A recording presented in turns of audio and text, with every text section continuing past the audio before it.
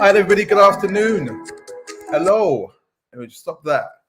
Hi, welcome. Good afternoon. My name is Ademola Adeyeba. Very nice to have you here. So I'm the founder of 1000 Black Boys. For those of you who registered, welcome, welcome, welcome. Thank you, thank you, thank you. For those of you that are maybe scrolling through your social media, you're like, what's going on here then? It's okay. All will be made clear very, very shortly. I'm going to share my screen with you very, very shortly. So I'm the founder of 1000 Black Boys. We're doing some incredible work that we want to share with you. So let me begin. So if you see me looking over to this side, is because I've got two screens with me. So here's my camera, and to this side is where I've got my slides. So if you think, well, what's this guy doing? Why is he looking away from the camera? I'm actually not doing that. What I'm actually doing is getting my slides up. So they're doing that right now. Thank you for coming on. Thank you for being on time. Thank you to those who watched the countdown with me and with us. It was amazing, wasn't it? Right, here we go. Let me share this. Can you see that? It's a bit small. Make it bigger for you. Amazing. So you're joining us for 1000 Black Boys, December 2021. As I said, my name is Ademola. So let me explain. I'm going to go straight into it because we've got an incredible lineup today of different speakers. So I'm going to share with you who we are, what we do, and why we do it. And then I'm going to tell you about today, why we're doing today's meeting. So I'm the founder of 1000 Black Boys. And as always, for those of you who've been to our previous events, whether physically or online, well done for being here and welcome. Amazing. So this is our ninth. So it's our ninth online event. It's nine. So ninth online event, and it's our 11th in total. And we literally started the online ones June last year, during the first lockdown in the UK. We wanted to literally continue the work they were doing. So we went digital like lots of other people. So if you are familiar with this and you know what we're doing, please share this with other people, because we're here to inspire people. We're here to inspire folks, and share this because you'd be surprised who needs some inspiration. So please share this with them, and also like and comment as well. And I'll say a bit more about that later on. So 1000 Black Boys, we are a group of entrepreneurs, business owners, professionals, coaches, mentors, parents, sons, daughters, brothers, sisters that are passionate. They're absolutely passionate about making a difference to young Black boys, young Black men, and all those who support them. Well, we're all familiar with the media's narrative of Black boys and young Black men, and we just thought, you know what, we want to make a difference and completely transform this conversation. So that's why we're doing this. We're aware of the perception in society, how things are done within the school system. We're aware of all the things that don't work. We can see them. And we're just committed to making a difference and transforming that conversation. So we didn't want to be onlookers and passengers viewing what was going on. We wanted to get onto the pitch and actually engage. So that's why we are here, and that's why we do what we do. So currently, just share some things with you. So currently, the news looks a little bit gloomy. as we complete 2021. Looks a little bit gloomy. The DWP was shocked that 41.6% of young Black people were unemployed, and this happened during the pandemic. It's a really big number. And if we don't do anything about that, that number will only grow. But the thing is, we can transform this. We can reverse that conversation. And also in the news, so the COVID plan B, did they have a party last year at number 10? Did they not have a party wherever it was? But there's this plan B that's been announced, and that will impact lots and lots of people.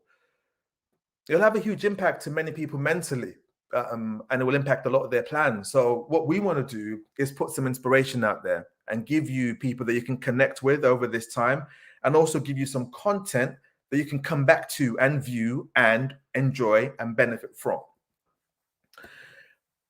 Because we don't want you to be stuck with that. We don't want that. We want you to be able to be aware that there are opportunities out there, and where we can connect you with those opportunities so that you get your power, so you can make stuff happen. We don't want you, regardless of what's happening, what you see, what you hear, the numbers, the stats, people's perceptions, wherever it is, we don't want you to be angry, afraid, or confused, because in that place, there's just a loss of power. It doesn't do anything for anyone. What we want, for those of you that are watching this or listening to this, we want you to be calm, focused, and strategic. That's our objective. And our message is one of potential, vision, and power. We think that's exciting. We think that's more exciting than being angry, afraid, or confused. We know that you absolutely have creativity and incredible gifts. So our mission is that that gets used and utilized for incredible, phenomenal stuff. So today, we'll give you examples of people that are doing incredible things. People that during COVID, they launched businesses. During COVID, they went for exactly what they wanted. There were challenges, but they went for it, and they're doing great things. We want to share them, their stories with you, so that you are left inspired, and also so that you can connect with them. So here's a bit of background to us. Those of you that are familiar with me, have been to previous events, you might know parts of this, but this is the full story. So we started in 2018. Why did we start? Why did we start? One of the first things I saw that I looked at were, I was looking at London, for example, and I looked at the number of teenagers that were killed in London in 2018.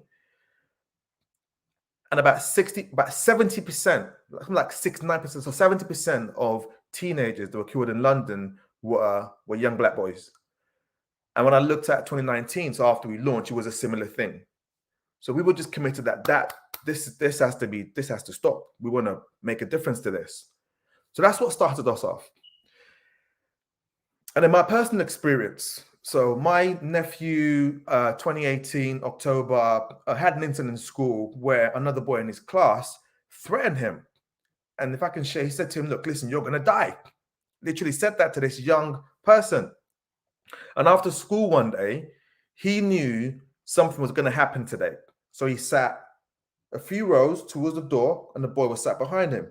As soon as the school bell went, he literally bolted out the classroom, ran down the stairs, across the schoolyard, at the gates, and as he turned around, this boy was chasing him. And he was running, and he managed to hide in a shop while the boy went into one of their estates. And he got out while the boy went into one of their estates, and he got a bus, and he managed to get home on time, and he managed to get home safely.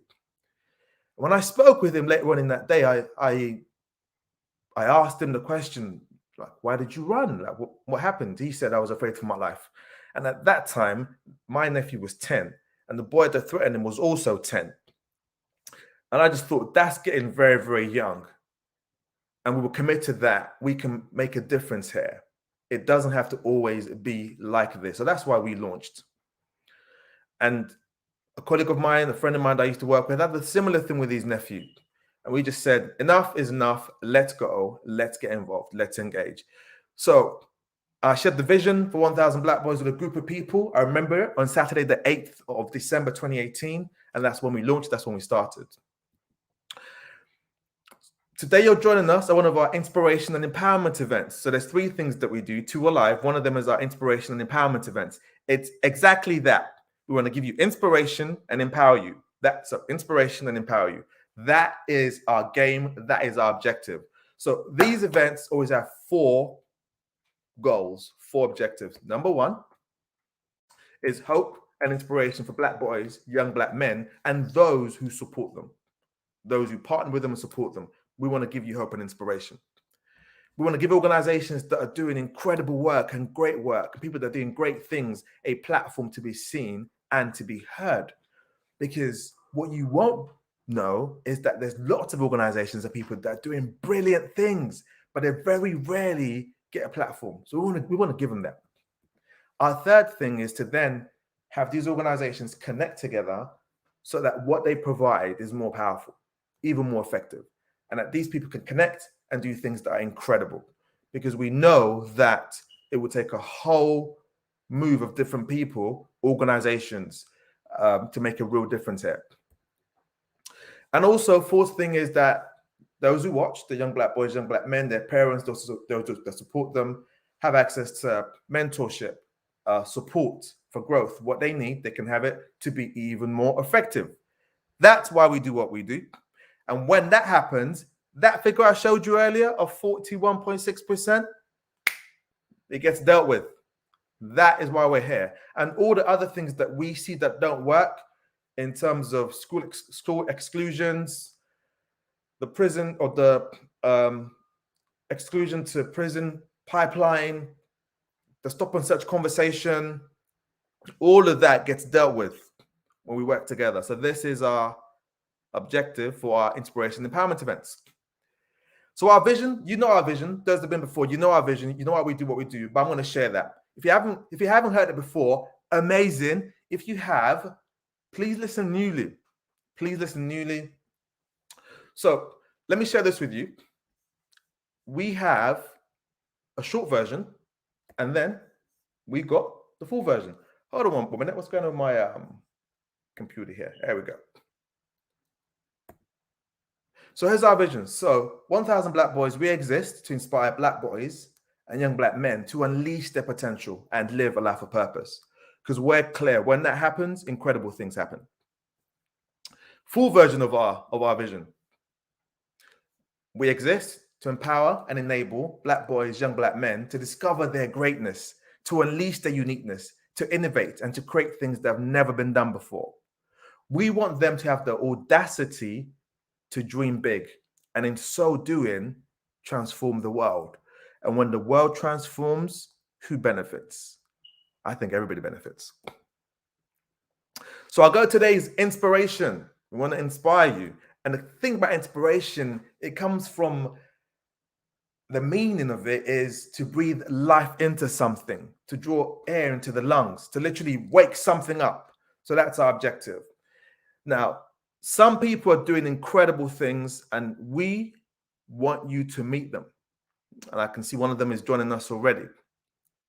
People that have done stuff that'll make you say, wow, amazing, because they've done that. I can do this, or I can do that, and I can make a real difference. So our message is for Black boys, young Black men, those who support them and those who want to support them. It's for everyone who's up for that game, because when that happens, every single person benefits. Today, get your notepads and pens ready. Gonna meet some contacts. This is being streamed live on Facebook, YouTube, Twitter. And today we get to stream this on LinkedIn. Wow, we get to stream this on LinkedIn. How amazing is that? Hello, my LinkedIn contacts. How are you doing? I hope you enjoy this. So please share this. And I sound like one of those YouTubers. And please subscribe to our YouTube channel. Yes, thank you very much. And like and follow us on all the other platforms, because we're doing some great work and we want you to benefit from that. And we want you to partner with us so that we make even more of a difference. We'd love to hear from you. So as you're watching, comment. Let me know how you're finding it. Let me know how your day's going. Let me know what's resonating with you. That interaction will be absolutely amazing, because I'm sat in this room and you're out there on social media, and it'd be great to have interaction. It'd be great if it could be together in person, but we're not right now. Right. And we also want you to complete 2021 powerfully and start 2022 with power. At this point, I'm going to share the agenda for the day with you. And after that, I will introduce you to our first amazing speaker. Are you ready? So while you're going to answer my question about whether or not you're ready, let me share the agenda with you. Let's see what you can see here. Let me zoom in. So literally, so that's my smiley face, Ademola, right here.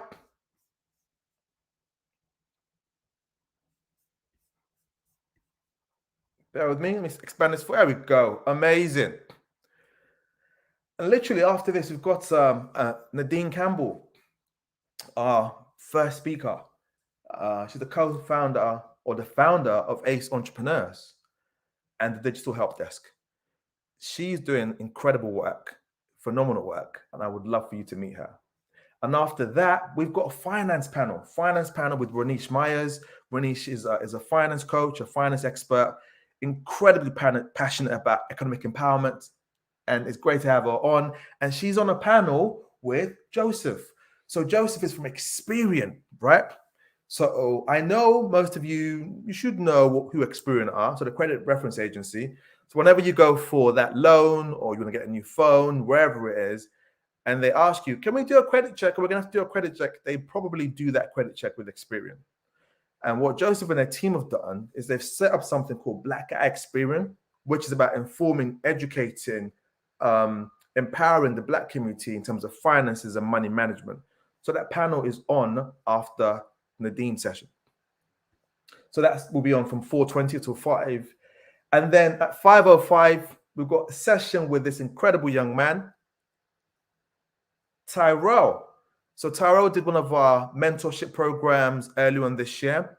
And this young boy is super sharp, super focused. He's 13, he's got 2 businesses, and is really clear on what he wants. And we were doing a goals session, and it was telling me where he wants to be by the time that he's 25. I want you to meet him. I want you to support what he's doing, and I want you to be inspired by what he's doing. And then after that, at 5:35, we have the Black Male Entrepreneurs panel. We've got Nathaniel from Wakuda. They're doing brilliant things. I've got Shokwe, who is an incredible executive coach from Mindset Shift. Also has a podcast called The Everyday Leadership. And then Alex Holmes. This young man is so wise. He's a writer, he's a coach, he's an author, and he's going to be sharing his wisdom with us as well. And then there's Sean Stewart, who's founded a company called Boss in the Game. And I met Sean a few months ago, and his story was very, very inspirational for me when I heard it, from where he grew up and what he's doing right now. And he's contributing to different organizations like ours through his company. So I would love for you to meet him. So that's our panel, which is at 5:35. And then lastly, this is incredible entrepreneur called Natasha Glover that I've been working with for the last few months in one of our other businesses. And she's the founder of an organization, a company called Brown Skin, Dark Lips. Has a powerful story to share. And I would love for you to meet her as well. On that note, so that's our agenda. We've gone through the agenda. Yes, we have done that. And we're literally about to meet our first speaker. For those of you that are there with me right now, are you ready? Are you ready? Please comment in the chat. It'd be great to hear from you. So I love quotes. For those of you that have watched it before, you know that Ademola loves quotes. He is an absolute quotes person, loves it. So there's a quote from Eleanor Roosevelt, former First Lady, to, yes, Elizabeth, it's a great lineup. Exactly, it's a brilliant lineup. Former First Lady to FDR, so Franklin Delano Roosevelt. So she's a political figure, diplomat, activist. In her time, absolute legend, made a huge difference. And there's a quote that she said that I have on a wall where I work. It's inspiring. And it says that the future belongs to those who believe in the beauty of their dreams. So regardless of circumstances, what you see today, keep that dream front of mind. Keep it present for yourself. When you do that and you believe in the beauty of it, the future is yours. So on that note, let us go and meet the speakers. So I'm about to bring Nadine live with me. And I will, there we go. Hey, Nadine, you're on mute. Classic. Hi. Hi, everyone. How are you doing? Hello. This is very Great exciting. to have you on. Thank you. I know, right? Super exciting. Super exciting. I mean, thank you for being on. I know you've had a busy day, you had a meeting, and you literally rushed down to get here on time with us. So thank you very much. Thank you for being here with us, and thank you for your time. Do you get my acknowledgement or no acknowledgement? Yes, thank you. Thank you. I have been racing around, but that is life of an entrepreneur. If you want to do everything and get everything done and stay to your commitments, then you got to make it happen, no matter what, right? This is true. So Nadine, over to you. So tell us a bit about you, what you do, and why you do it. Tell us your story. My story, right. So hello, everyone. Thank you for listening and joining. I'm really excited to talk with you all today. And to tell you a bit about me, my name is Nadine Campbell. I'm a serial entrepreneur and a marketing guru, you could say, business lady. And I've worked in marketing and business for coming up to 16 years now. It's something I studied, but it's also something I had a real passion for. When I was in uni, I actually didn't really enjoy marketing. I had a lot of questions, but funnily enough, those questions turned into a career, and I made a career of changing the way things work and taking people out of boxes and putting them into, making them multifaceted people and not just a monolith. So I have a couple of businesses. I have the Digital Help Desk, which is a marketing consultancy. I started that in 2012. And my most recent business is Ace Entrepreneurs, which I started 2 years ago. And that specializes in helping Black-owned businesses and diverse aspiring entrepreneurs reach their goals and, ensure that their businesses are really successful. So that's a whistle-stop explanation of me and what I do. And what happened? So thank you for that. What happened in your experience, in your journey, that made you start Ace Entrepreneurs? What did you see? Yeah, I mean, in 2018, I'd just finished working with my dream client, actually, Samsung, which was a client I wanted forever. And I knew I wanted to start another business. And having worked in the industry for so long, one thing I did notice was, there weren't a lot of Black-owned businesses that I was interacting with on a day-to-day. In the rooms that I was in, there were very few people of color, especially in senior positions. I was very often one of the only females, one of the only people of color there. And, I wanted to make sure that our voices are amplified.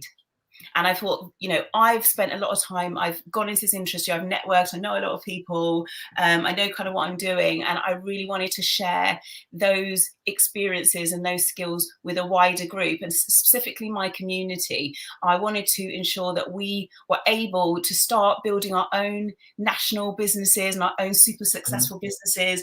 And I knew that I could offer some skills to do that. So that's why I started Ace Entrepreneurs back in March 2020, so right just before COVID. Right. And another reason I started it is because at that point, if you think back, and not too long ago now, there was a lot of negativity coming down the timeline. We had the George Floyd, we had global unrest, we had COVID. It was all pretty negative. And we're all sitting at home now, what are we going to do? Many businesses were starting up, but a lot of them were thinking, I've got this great idea, but actually I don't know how to write a business plan, or I don't know how to do my marketing, or should I really be doing this? Can I really do it? And it became a positive outlet for people, to actually do something that they've always wanted to do in this really unique time, and to counteract all of those negative messages with something really positive. That's amazing. That is absolutely amazing, because I know that a lot of people started their businesses during lockdown. Yes. And a lot of people that I worked with, I think the way that I describe it is they couldn't be with the silence Yeah. because they weren't so busy with going to work or being busy with client meetings and traveling. They had to be by themselves and they had to be with their thoughts. Yeah. And it gave people a chance to reflect and to think about life and to think about, well, what's important to me in my life? And it prompted lots of people to make different choices. That's one of the things that I've seen. Is that what you've seen as well? Absolutely. And the thing is, we've never had a time where we can actually do what we want. You know, we've never had this complete time of stillness and silence, and you can't go in the office and you can't go to the shops and spend money. Actually, now you start to think, is what I'm doing actually really what I want to do? Because if it isn't, this is the chance to try something different while there's no other options, you know, for me to do. So I definitely noticed that as well. Yeah. Awesome. In fact, I know we discussed this when we spoke. Let me ask you for, say, 3 tips for young Black boys, young Black men that are watching this and listening to this, and also parents who support them, guardians who support them, and those who have an interest in making a difference to them. I shared at the start this stat that 41.6% of Black youths that are of working age are currently unemployed, which is huge. I know that stat. Yeah. So if somebody's listening to this, they're watching that and they're in that position, what advice would you give them? What would you say to them? First, what I'm going to say, I'm hiring. First of all, I have four positions left. If you are between 16 to 24 and you're currently out of work, you can apply to work for me. I am signed up to the Kickstarter scheme because I think it's very, very important to get young people back into work. And I saw that stat and I was like, we can't have that. So that is supposed to be at the end, but I'm just telling you that now. That's perfect. Nadine is hiring. If you're looking for a job. Yes. What age group? Business. What age group? 16 to 24. Right. Specifically. Marketing or business. There you go. Brilliant. So at the end, I'll give you all my details and we can follow that up. So look, I want to give you 3 bits of advice for these young men and women and whoever else is listening, specifically men, because it's 1,000 Black boys. Right. Now, first of all, Ademola, when you and I were leaving school, right, or in university, I don't think anyone mentioned entrepreneurship to us. Nobody said, hey, do you want to be an entrepreneur? Our parents probably didn't say it either because they had just come over here and their main focus was get a job, get a stable job, bring up my family, ensure everyone is secure. And that's the message that was passed on to their children, i.e. you and I, right? So exactly. So entrepreneurship wasn't really on the table. And I feel like that is such a sad thing. And my first bit of advice is there is no limit to what you can do. Okay. You can have a 9 to 5, but you don't necessarily need to rely on it if you don't feel that's the avenue for you. Security is great. So have something that's bringing in money if you can find a job, you know, and at the same time, tandem, work on your passion. Okay. So, it means basically you're not relying on someone else to be in charge of your future. Okay. So get your job, be stable, but at the same time, work on something as well that you really want to do. And you can find out your passion at that point, right? I think it's really good to listen. And this comes down to what people say to you when you're at school, because there's a lot of school and college age young men here. Listen to what people are suggesting you do and pay very close attention to what they are not suggesting you can do. Why aren't they suggesting you could be an entrepreneur? Why aren't they suggesting you could be all of these, you know, philanthropists or all these other things that you see people from other communities doing? It's because they've put you in some kind of box of what they think you could achieve. There is no box. You can do whatever you want, basically. You just need to spend time honing your craft and be aware that there'll be some work behind it, right? So the first thing is there are no limits, basically. And if you can, spend a lot of time listening to people that have been down this journey. So this kind of forum, I think, is really special because you've got people talking and there's a chance for people to really listen and find out what they're interested in. So that's number 1. Okay. Perfect. I wrote it down. Number 2, I call this one discover your superpower. So having been in the industry, marketing industry and business for so long, I can tell you that young people are a really big focus for a lot of these businesses that we know, Nike and Samsung and all of the businesses I touch basically work with. A lot of them are like, what are millennials doing? What are Gen Z doing? We need to figure out what they like. That's you. You are that person that they are trying to find out what you like and see what the trends are. And generally what happens is we are effortlessly cool, right? So the way that we dress, the way that we put things together, the style that we have is what is taken and lifted and then put into the mainstream without any real acknowledgement to where it came from, right? In terms of the styles and the things that you see around you. I want to give you an example of that. I don't know if we all know Louis Vuitton, right?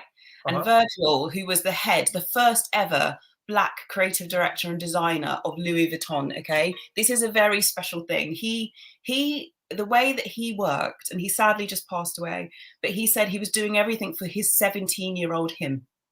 Okay, and I love that statement. So when he was 17, he felt like these were all the things he couldn't do. He didn't have formal training. But he knew what was cool and he knew what was hot and he knew how to put clothes together. And if you can really discover what your passion and what your superpower is, you can achieve those same heights, right? And it's the same way I think I felt when I embarked in my own business at 30. I think many people were like, you can't have your own business. You can't be a freelancer. You're a woman, you're this, you're that, whatever. But my superpower was the way that I question the status quo. I think things can change. I think things should change. I think things should be more inclusive. There should be more diversity. There should be more women in the boardroom. So I've done that. I'm a partner now. I'm a CEO now. I'm a serial entrepreneur now, and I feel like these things are my superpower. Thank you. These things are my superpower. So find out what you love and really go for it, because what you'll find is people will look to you for inspiration and you'll get nothing off the back of that. But if you become the inspiration, you set up your Instagram, you set up your website page, you start taking photos of things you like. That campaign, Black Boys Smile, love that. Yeah, that's got great recognition. Black Faces that are out at the moment by Cephas. All of these things were just an idea that a guy had and he just went for it, and look at what happened. So definitely discover your superpower is number 2. Awesome. Number 3, break the stereotype. So society wants to put a label on you, okay, as a young Black man. And, when you walk down the road and you see groups of guys standing together, you instantly come up with connotations. We've seen articles that have written drill music equals this, but yet it's the most popular music in the UK right now, right? And somebody decides, actually, I want to go and make some music I love, and they went for it. So break the stereotype. Society wants to label you, and they do that to benefit their agenda. Well, they're not using the youth centres, let's close them down. Well, they don't want to do after school programs, let's close that down. So what we need to do really is become what we really want to be deep inside. So think about what you like, not what your friends like, but what you like. When you're at home, on your own, without your friends, are you deep diving into anime? Do you have a sketchbook, where you're drawing illustrations, but no one's ever seen it?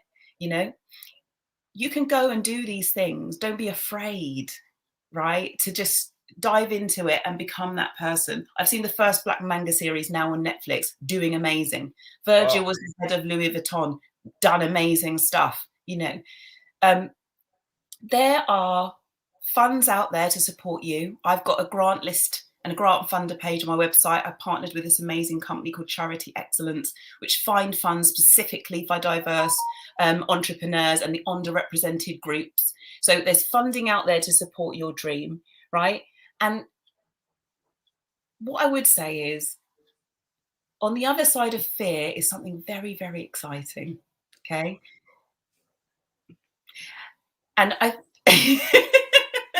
when I started my business, I had a lot of people tell me I couldn't do it. And I did it anyway. And it worked out very, very well for me. And it's almost 10 years now and it's doing extremely well. And I love it still. And it's something that, if you can dream about it, it can become a reality. And it is important to hear what other people are saying, but really just break the stereotype. Just do what you want to do. Just try it and see if it works. So that's my third piece of advice. That is phenomenal. I love it. We've got it up. On the other side of fear, there is something very exciting. It's something that we share in our sessions all the time. That when you go for the thing that you really, really want, that you really, really want, and there's fear around it, and you then break through, it's like, wow, did I just do that? Is this real or am I dreaming? It's incredible. And one of the things for those that listen that I encourage people with is having the audacity, the boldness and courage to live a life true to your dreams. Yes. Because there's no point living a pretend life or living your life like this is the trial run. The real life starts in 10 years or it starts in some undefined point in the future. So Nadine is saying exactly the same thing. So there is fear. It shows up, but don't let it hold you back. Break past it. Because on the other side of it, there's something very exciting. Very exciting. Amazing. And also just to say as well, we're going to put your details on our website. And we just want to share that with people that want the 4 roles that you've got, they can reach out to you. The funders list you've got on your site, they can get in touch and make use of that. So we are going to provide that to people that are interested. Absolutely. And, the whole point of Ace Entrepreneurs is not just for people that have started businesses. If you have an idea and you aren't sure how to execute it, that's the kind of thing I can help you with. I've worked with loads of businesses, all from different genres. We also have a investment program which we run every year, and it's to donate, or not to donate, it's actually to invest £10,000 into Black-owned businesses. We've just closed the round for this year. We've picked 2 amazing businesses. One of them is helping graduates and specifically those from a diverse background get their idea off the ground. And I'm working with 2 amazing young women with 2 brilliant ideas, and we'll see their launches come to fruition next year. And also I'm working with another company which is specifically working in the hair and beauty business. So it's all around our community. And they were bold enough to say, you know what, I think I've got a solution to this. In my world, I find this is a problem and I want to change it.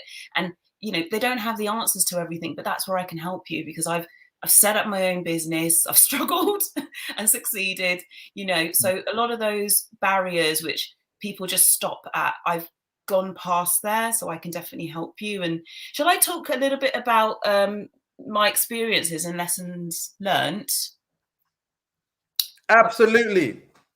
Cool. So I've got a little 5 or 6 different points. I just wanted to go over with everyone just to really to tell them that these are the things that we can learn along the way, and lessons are the biggest and best things that we can have to propel us forward. So I always knew that I was the only female Black woman, etc., and that's been my whole entire life. Basically, I've been like that. However, I've embraced that as something that makes me unique and special. So I could think, oh, there's no other Black people here. Actually, no, that's a problem for me. No, I bring a different point of view. And a different point of view is important. We need to understand that, in business and marketing, we don't just talk to one set of people. Not one set of people buy bread. Everyone buys bread, right? So we need to have all the different voices in the room. And I feel like I am one of those voices in the room. So if you feel like you're lacking in some way, what else are you bigger and better in? And in that area of bigger and better, focus on that. Forget about the lack bit. Focus on the bit that you can do well. So I would definitely say that will help you progress in your life if you focus on the positive. Next one, there's always another way to do things. Okay, so you might have got your idea or your plan of what you're going to do. Let's take it, for example, Ace Entrepreneurs. When I started that, I wanted to hire someone to make my website. And I struggled for ages to try to find someone to get it and do it the way that I wanted. And eventually what I found out was I was wasting weeks trying to explain to other people my vision. Or they said to me they could do my vision, but then they couldn't. So I taught myself how to build a website last year. And now I can build websites is now one of my offerings. So not necessarily I'm always building the website, but I understand the work that goes into it. And it's very important to understand what you're asking other people to do. So that's one of the things I think I've definitely learned most recently, and definitely throughout my career. If there's something you're stuck on, step back and try to figure out yourself how to do it. If you can, obviously watch videos and learn and stuff, but if you know how to do it, you're going to feel an amazing sense of achievement afterwards. Yeah. So that's that one. The next one I'm going to say is, and this is definitely something I learned along the way after starting my business, is you can wait for the right opportunity. So if you feel like you mentioned there's 41 point something people out of work, and I'm sure a lot of them are thinking, I just need to get a job, I just need to get a job. But you can get the right job if you wait a little bit.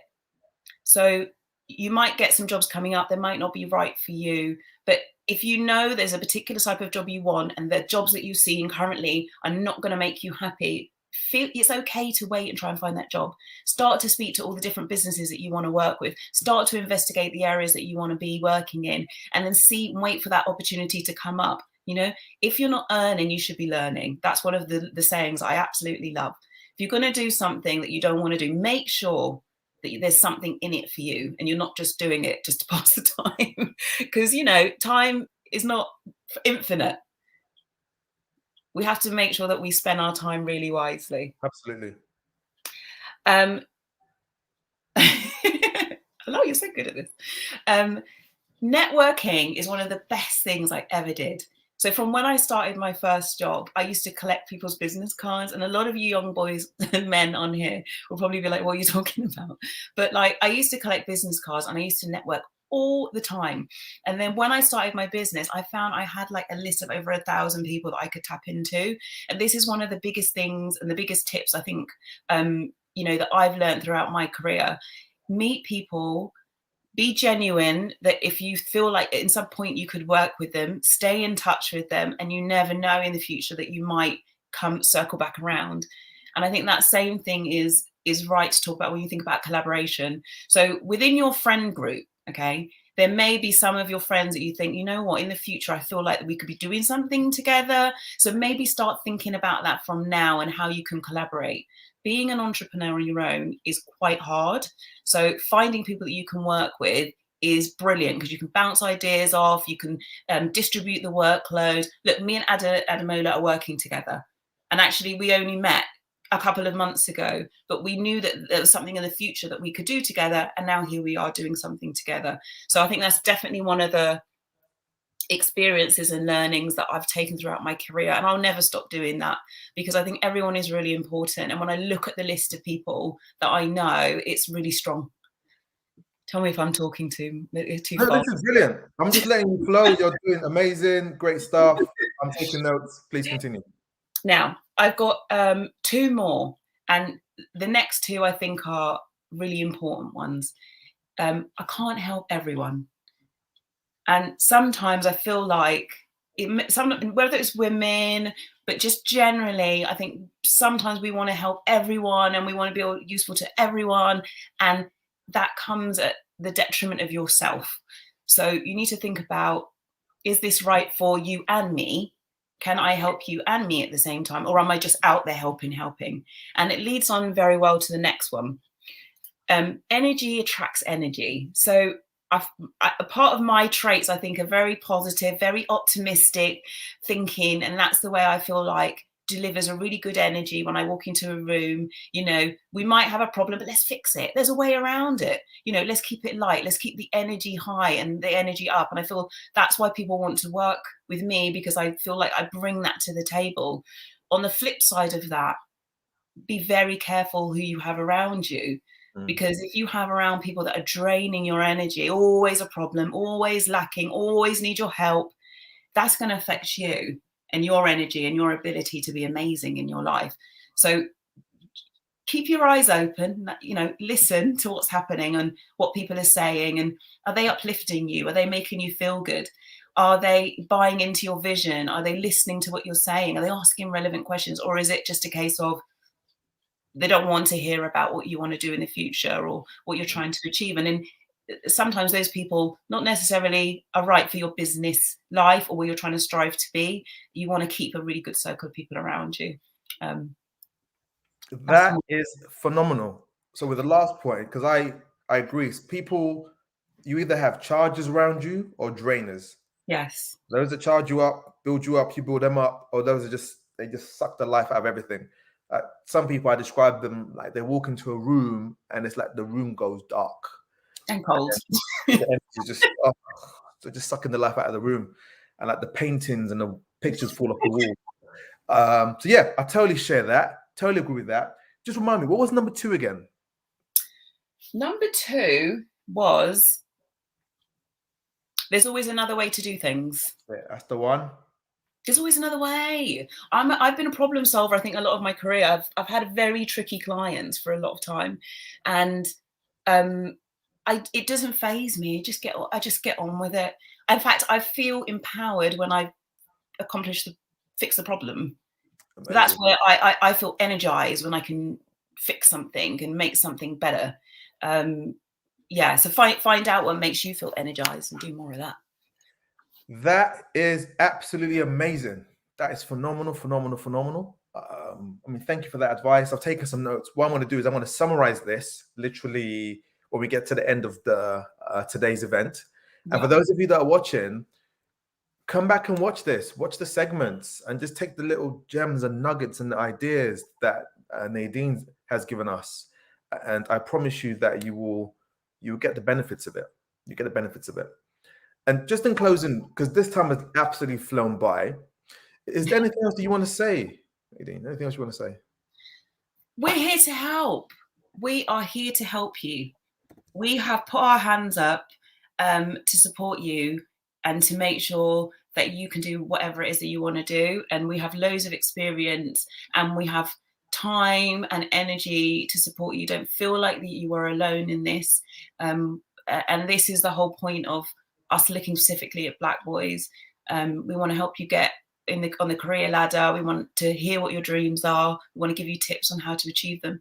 I have a young boy at home with me. He's only 4, but he sees me working a lot. You know, he knows I've got a lot going on. I try to explain to him of the why I'm doing it. And my dream for him really is he can do whatever he wants. If he wants to be an athlete, great. If you want to be a doctor, fine. We're going to make that happen. If you want to be a musician, you know, I'm not going to make him feel like there are limits, and there are no limits for you either. So I think that's just the main things to say in close. And, you know, if you feel like there's someone you look up to, reach out to them and say to them, hey, I love what you do. Would you like to mentor me? Or could I take an hour with you? You'd be surprised at how many people say yes to that, or pass you on to someone equally as amazing to help you with your career or, you know, your thoughts or your ideas. And the other thing I just want to say is next year, I'm going to have a real focus on the 10 steps to get your business started. Okay. And there are steps to follow, but I can help you do that. And what we want to do is have a fast start, a thorough start, but not labor on it. Okay. If you've got a good idea, we can push that through and make it happen. There are going to be courses coming. Actually, I've partnered with DigiSheds to give a free course on marketing. There's digital marketing free course, and there is software engineer as well. So there are 2 free courses launching in Jan. We've got a lot of spaces. The only thing is you have to be based in the Midlands. So I think that's like Birmingham, Wolverhampton, Nottingham, Coventry, all of that kind of area. So that's our step 1 in that. But we will continue to move that around the UK and hopefully get funding so that we can do that in London and maybe in the areas that you guys are based in. So let me know where you're from. Drop me an email and just put on the subject line 1,000 Black Boys follow up if you want to ask me any questions. It's hello@aceentrepreneurs@gmail.com. I'm sure Ademola is going to give you all the details. We will provide all of it. We're going to give you Nadine's details because that's our objective. We want you to connect. We want you to move your life and your career forward. So if we have the connection, look, here you go. My network is your network. Yeah. Hey.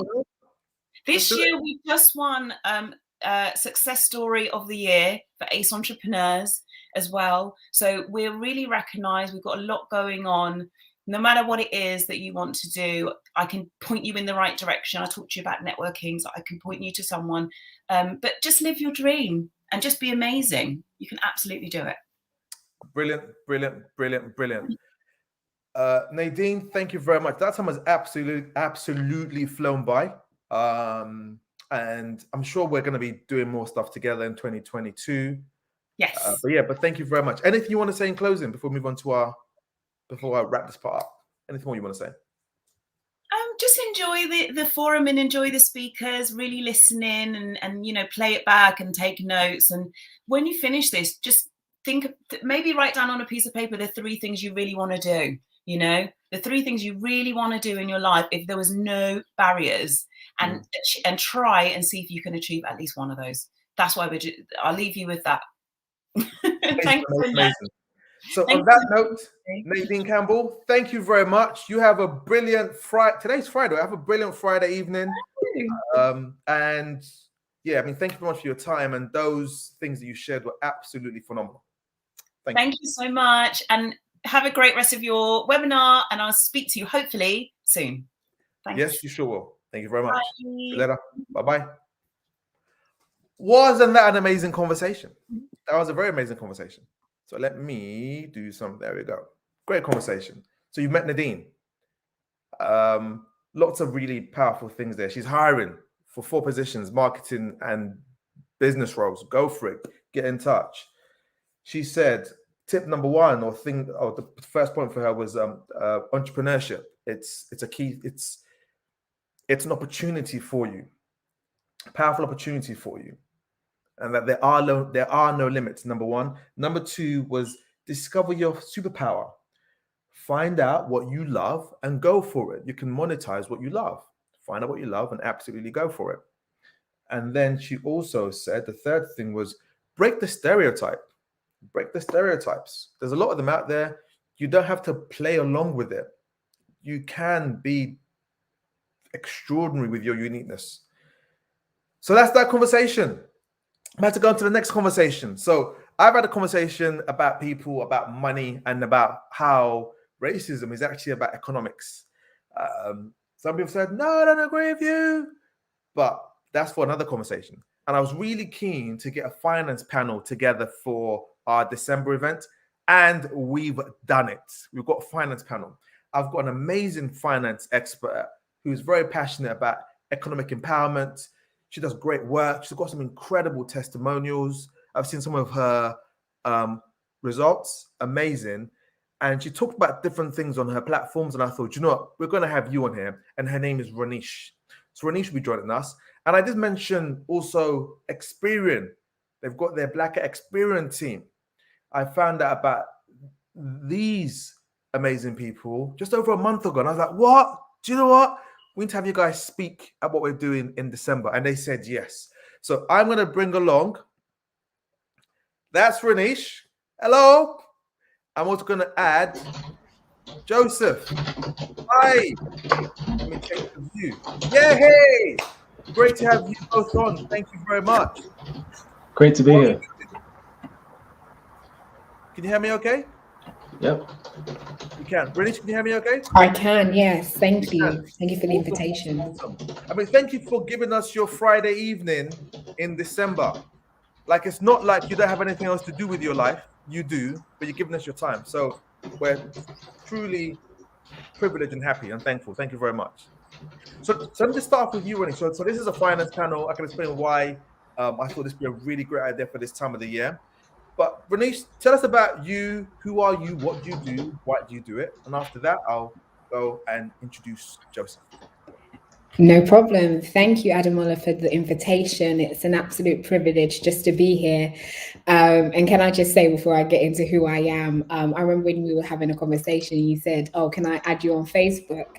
And I was like, yeah, sure. But the way you've been promoting this event has been absolutely amazing. And I really do hope that it reaches all the people it needs to reach, because what you're doing is absolutely amazing, and I'm rooting for you. I love this. So when you asked me to come along, it was like, of course, like, because this is what it's all about. And so keep doing a great work. And yeah, I'm excited, really excited to be here. And I just love the way you are everywhere, omnipresence. So that's really good. On all platforms. Some of that. Again, yes, it's me again. Awesome. And also, before I get into who I am, I just really want to congratulate all those who are on this call today, like for being in the room or being in the virtual room, because you never know what you're going to learn or who you're going to meet and connect with. And this is the one of the ways that me personally that I've been able to build, and it's been one of my keys to success. So it's so good to get in the room. So my name is Renish Myers. I'm a finance coach, and I'm the founder of Money Heave, which is a financial coaching service. So what we do is we help professionals to get real good at managing their money. You know, it's one thing to make money. It's another thing to be able to manage that money, keep that money, and ultimately multiply that money. You know, our vision is to assist 1 million professionals in creating and building wealth. So that's what we do. I have a background in accounting and finance. I got a first-class degree. I then have worked in the world of finance for over 10 years. I've worked for companies including streaming giant Netflix, Britain's leading marketing service group, St. Ives Group, and various other organizations. But to be honest, my love for finance really started when I was a very young child, where I would play games, you know, like Monopoly and Payday and all those things with family and friends, and sometimes even by myself. But you know, that's kind of how it started. And I remember my teacher actually saying to my mother that, you know, your daughter's really good at maths at the time. She'd probably be a mathematician. So while I haven't become a mathematician, maths and numbers is a very big part of what I do. So I love doing what I do. And one of the reasons why I do it is because there was a time where I was living paycheck to paycheck, and I got tired of the same old results. Like I would get regular promotions and things like that, but still, I would still be frustrated at my results. I felt trapped by my job, wanted more, but felt my finances was really restricting me. So I went on my own journey, and I call it the cleanup. And I had to clean up. I had to get really clean with my finances. And yeah, it just transformed my life. So I like to consider myself as a money enthusiast. As Ademola said, I'm very passionate about economic empowerment. And so for me, it made sense to create Money Heave to help all those in need of financial support. Renish, that is absolutely amazing. I love what you said about the cleanup. I love that. I'm just writing that down. That is a great way to put it, the cleanup. Amazing. That's incredible. And we'll definitely get to go into that in more detail very, very shortly. But I'm super excited to have you here. Thank you. And we have Joseph. Joseph, can you hear me? Yes, I can hear you. Thank you, Ademola, for having me on. My pleasure. Because I heard about you guys through your colleague Olu, because he messaged me on LinkedIn after the UK Black Business Show. He was there. We didn't connect. We were sharing a few things on our LinkedIn, and he reached out to me. When I first read it, I thought, I know Experian, Black Experian. Is that what I think it is? I'm not sure. What does that mean? And when he told me, I was like, what? That's amazing. But Joseph, I'm not going to explain it because I might not do it great justice. But tell us about who you are, what you do, and then tell us about Black Experian. Okay, so who I am, my name is Joseph Oisu, and for context, I grew up in Tottenham. And for those of you wondering, those of you wondering, I did play football with Chinwaka and Skepta. That's just what I did growing up. And it's typical Tottenham, where half your friends go to school, half your friends go to the roads, and then some of you make it out. And I was one of the lucky ones who got out, and not because I was special, because my A-levels will tell you I wasn't very special. My A-levels literally spelled ill. I got 2 E's and a U, but managed to get in. Yeah, managed to get into Kingston University to through clearing, and then it was onwards and upwards from there. So that's my background, and what I do at Experian today is I work in one of our global programs where we help improve financial education outcomes for young people and for people around the world.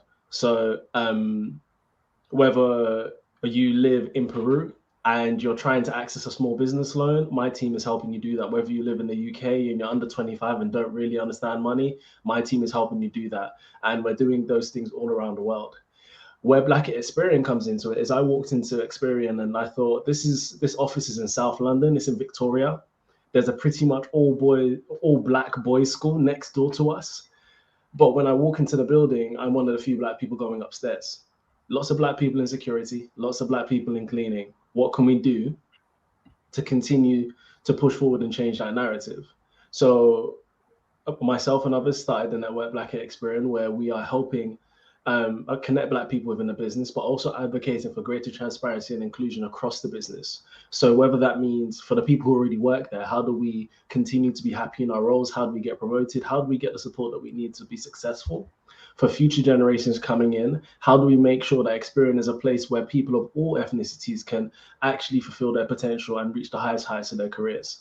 And we've done a ton of things. We've worked with a ton of Black influencers, professionals, and people from a variety of different backgrounds to make that happen. And we also have a lot of volunteering where we're showing up in communities like this to make it known that actually regular people from areas all across the world, all across London specifically, and all across the country can actually get into companies like Experian, have great careers, make good money, and transform the lives of themselves and their families. So that's what we're doing.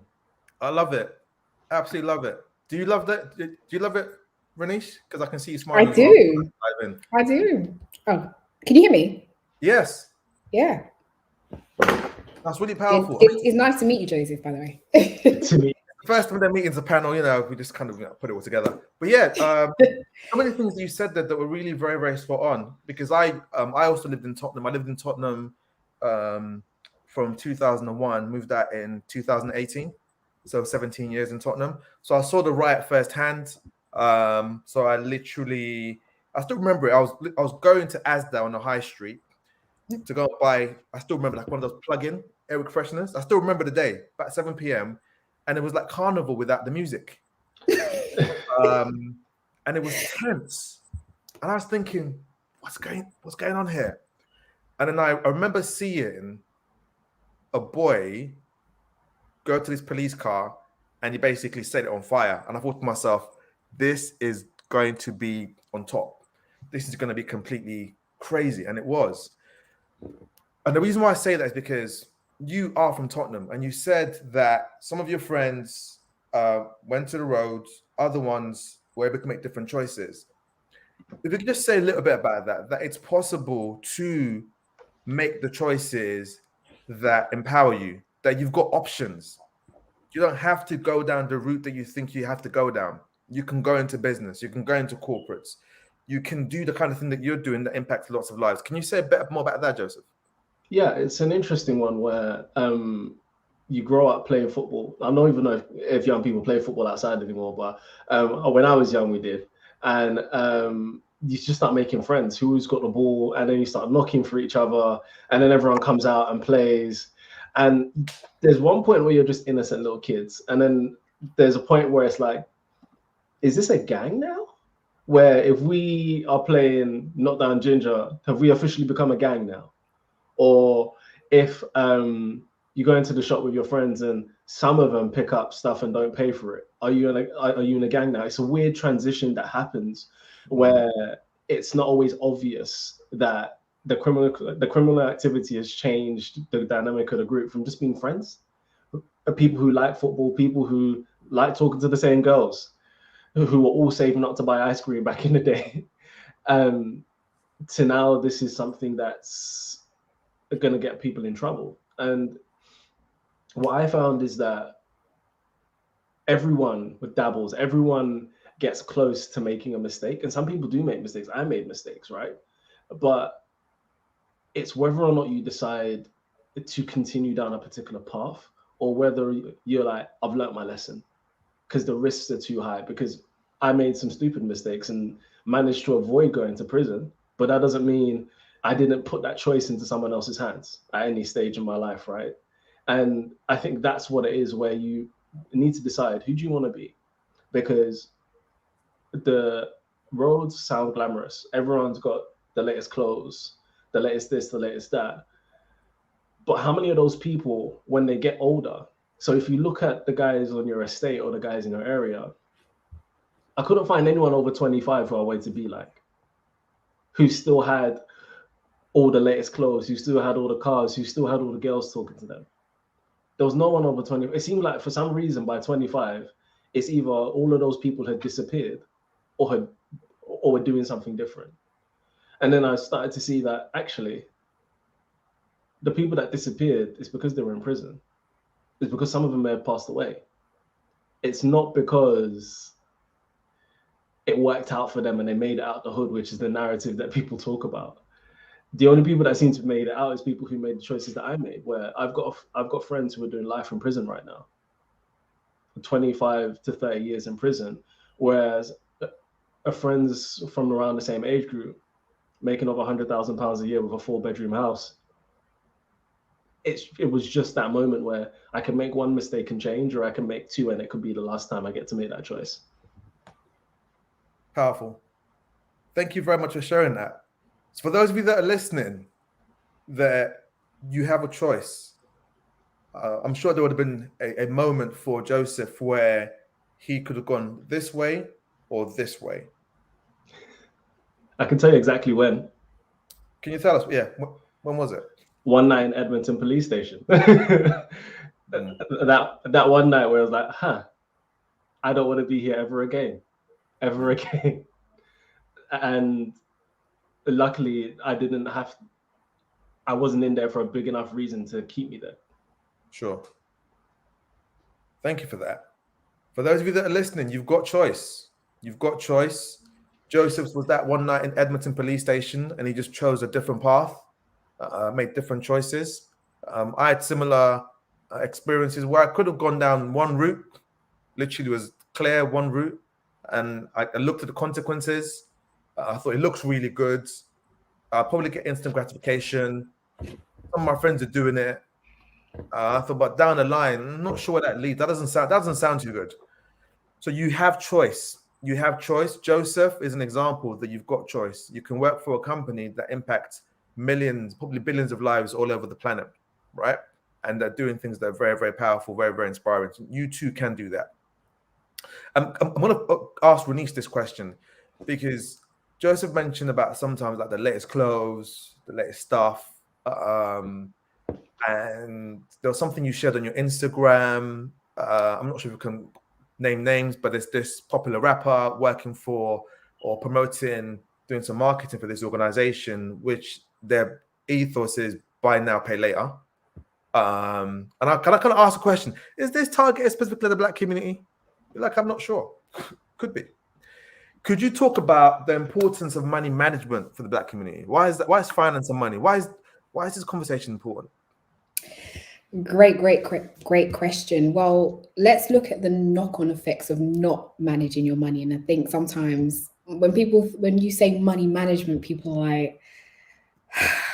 like, they kind of like glaze over, like, oh, doesn't sound exciting.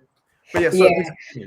But it's actually a tool to building you wealth. It's there to support your goals and dreams. And it's about reframing how you see certain things. And so let's look at the knock-on effects. And for those in the comments, think about it, like in the chat, think about, if I don't manage my money, what could happen? Being in debt, that's a knock-on effect of not actually managing your money, not understanding how things work, having poor credit, having no to little savings, living paycheck to paycheck, no financial planning.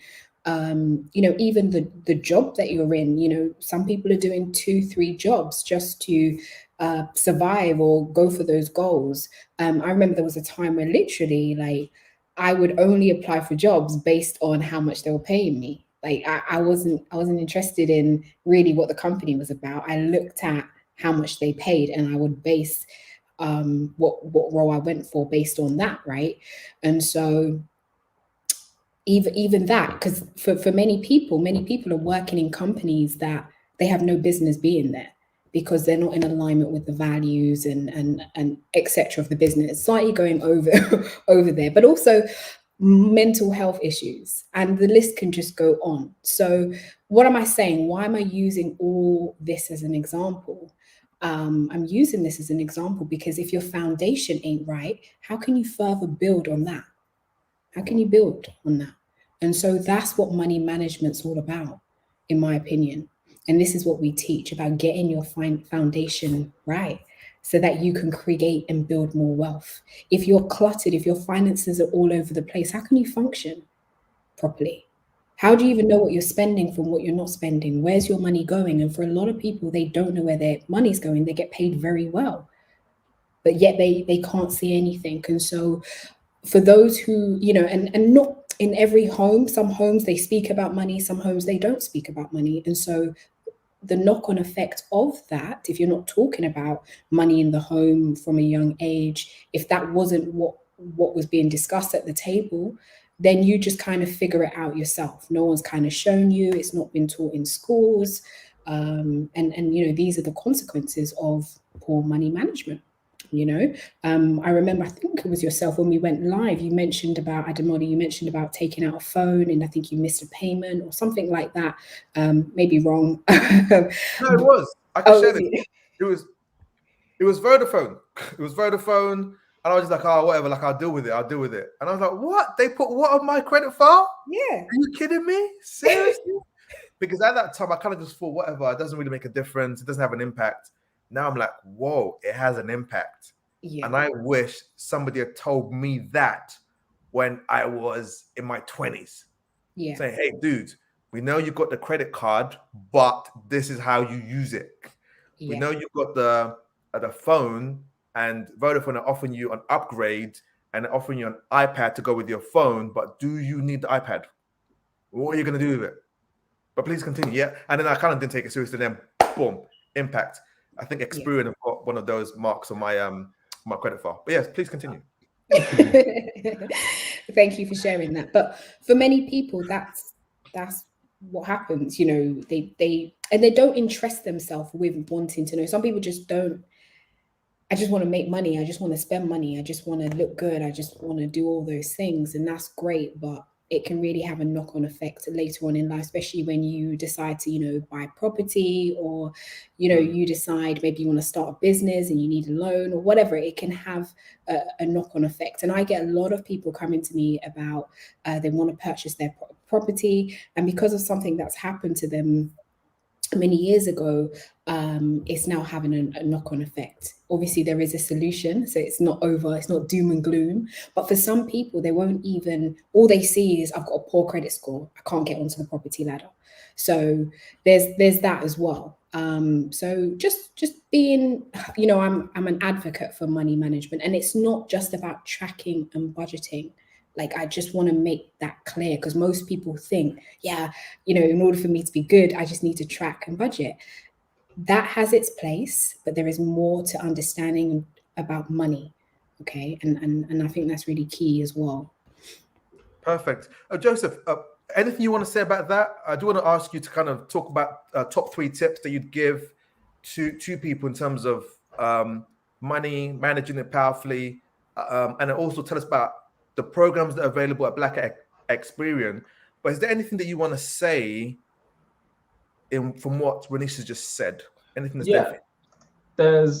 It's actually one thing from what you said. To clarify, Experian does not put marks in your name. No. Got it. So, take that back. Let's clarify. What Experian is basically similar, like when you open up your online banking, you're looking at the app, it shows you what's come in, what's come out. That's Experian does the exact same thing. It shows what bills you've paid and what bills you haven't paid. So if there's any marks on there that are negative, that was you. I got it. fully responsible. If they're negative or positive, that was you. All Experian does is keep a record. Now you can be mad at us for keeping a record, but the mirror starts. You should really be looking in the mirror for how we got the record to start off with. So that's the first. Absolutely.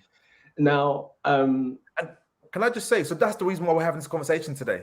So you've got to take that personal responsibility. So don't be head in the clouds like I was in my 20s with this. Yeah. You need to be fully aware and cognizant of the impact of your choices. And there's things available out there that can support you to make really powerful choices. But yeah, Joseph, go for it. Yeah, and And Renish, you mentioned the idea of not getting a mortgage because of a missed payment. And that's a very real thing. And I can give a good example of it. We had a Kazim Balogan. He goes by Property by Kazi on Instagram. And he is a property developer. He's a wealthy property developer at this stage. But when he was starting to get into the industry, he had missed a payment of £35 on his phone bill. And that cost him the ability to get a cheap and affordable mortgage for an investment that would have made him over £100,000 from a £35 missed payment, because they were looking for someone who had a clean credit score, a clean credit report. So when you look at it that way, you have the opportunity to actually get access to the best deal. Eventually, he could get a mortgage on the property, but it was a much more expensive mortgage, which meant he made less profit on the deal. So that's a very tangible way to do it. And Experian doesn't give advice. So to be crystal clear, Ademola, for your 3 tips, the tips I'm going to give are coming from me, and they're coming from me as the host of the podcast, Black Millennial Money, where we talk about, similar to what Renish said in the beginning, how you make money, keep money, invest money, and spend money on the finer things in life. Mm-hmm. So from that view, there's the 3 things that I'd like to talk about are firstly, getting on top of your money. And Renish mentioned budgeting. A lot of it where people think budgeting is a negative thing. No, you can have, a budgeting is just simple counting. If you want to have a pot for Uber Eats, which I have, that goes in your budget.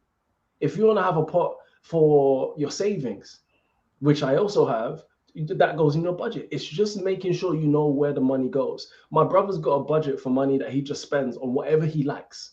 If I wake up this morning and I want to dye my hair orange, the money's there. If I wake up this morning and I want to go to the south of France, the money's there.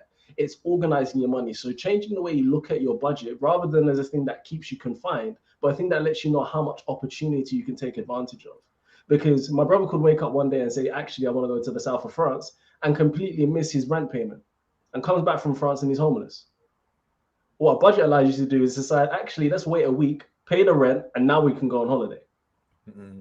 The second thing I would say is getting on top of your money allows you to see where opportunities for growth are. Because some of us have great jobs, but they're not the best jobs we could have. The average person, once you've got a goal, a financial goal, you can set yourself a salary goal, a thing that you want to achieve in life. Once you know how much money you need, it makes a very different perception when you're negotiating with your manager or negotiating with your future manager about your salary. You're not in that conversation about, I don't want to miss the opportunity. You know, I want the right opportunity that's going to unlock the opportunities and things I want to do in my life. So if I know I need to make, if I want to save an extra £500 to be able to travel twice a year, I know that when I'm negotiating for my new salary, I can actually be more aggressive, saying 500 is my minimum, but let's see if we can get 700 to make sure I can go on 3 trips a year. So that's the second thing. Firstly, getting on top of your money opens opportunity. Once you've got on top of your money, the second thing that you have is now you've got a strong foundation to actually negotiate and be more aggressive about the things you want in life. And the third thing is, once you're in position, you need to build systems to keep that going. Because ultimately, where people make mistakes is that they think they're good with money. I thought I was good with money until I ended up in £36,000 worth of debt, and then had to pay that off in 2.5 years in order to be able to buy my first place. I thought I was good with money until I wasn't, because I wasn't following the systems. I hadn't put the structures in place to keep me under control, because I'm a black guy from Tottenham. I like popping bottles and I like to go to expensive restaurants. This is what we do in Tottenham. And I like the fact that you're blaming that on Tottenham. And rap music, of course. You blame your environment and music. Those are the 2 things. But no, ultimately it was me. It was me. I like nice clothes. I like going nice places. I like to pop bottles like I rap. And I needed to get on top of that. I needed to learn that that's not what I need to be doing with all of my money. Yes, there should be a popping bottles budget, but it shouldn't jeopardize the future. So once I had a system in place that allowed me to control that, it gave me the opportunity to not pop bottles at the expense of my future, essentially. Let them always sit and let the money build. So those are my 3 tips. That is amazing. Thank you very much. Let me ask as well. So tell us about some of the things that Black at Experian are doing. Some of the courses. I think you've got courses and programs available for people within the Black community. Tell us about that. So a lot of the things we're doing, we're partnering with a lot of community organizations. So if you know a charity or school, whether that's a secondary school or a college or university, and you want us to come in and explain how personal finance works, particularly from a credit standpoint, we take you through step by step how credit scores work. We have an incredible program called What's the Score, where you go through us and calculate how other people's credit scores. These are fake people. We're not playing with real people's credit scores. We have case studies where you can help. Well, you can sit with us and calculate how credit scores work so you can understand how to use them to your advantage. We're also doing career sessions where we're showing you how to get into tech, how to get into project management, how to rise to the top in the corporate field and look and speak like me, right? Where I listen to drill, but I also know how to turn it on in the boardroom. I also know how to speak to senior executives. Also know how to manage projects globally. You can be the same person. It brought me so much joy listening to Jay Huss, listening in the elevator going up to work, knowing that I was one of the few people who understood what this meant in this moment. And we can do that through these career sessions and showing people that you can bring all of yourself to work, and you should bring all of yourself to work, and you're talented and credible when you get there. So if you want us to come out to your university, college, or school, find me. Can we post my email on here? Well, the Black Experience email? What we're going to do is, if you guys are okay with it, we're going to post your details on our website. Perfect. We'll probably also send out an email to our database to say, hey, this is the opportunity that's available to you, so people can connect with you like that. And yeah, we'll also, if you put your email into the private chat, we'll basically post it out into the main chat. People can reach out to you for that. Awesome. So if you're coming from a school, an organization, or anyone, or any sort of group, let us know. The email is black@experian.com, and we'll love to come and connect with you guys. Amazing, amazing, amazing. Many more things. I think this is a longer conversation. But just to ask, Ranish, what do you want to say? Advice from you, and also tell us about some of the, because I know you, when I look at your profile on Instagram, you're talking about investment opportunities. I know this is not advice, but there was a way in which there was a context behind it that I'd love you to share with people, that there's opportunities out there. So anything you want to add to what Joseph has said, anything you want to talk about in terms of where you look for investment opportunities? Yeah, I'm not sure which opportunity off the top of my head, but bonds. I think I saw something. Oh, okay, yeah. Okay. All right, I see what you mean. Yeah. So I would just like to say I kind of mentioned it at the beginning of the conversation, but really just wanting to encourage you to put yourself in new environments, because it's so key. You know, they say your network equals your net worth. Okay. And I'm very much net worth heavy. I focus on that. I'm all about building assets and reducing liabilities. And so I would just really, one of the keys for me, and definitely one of the ways that I built my business, especially in the first year, my business was built of literally recommendations. I delivered great service and then people just kept recommending me. Why? That was because of my network.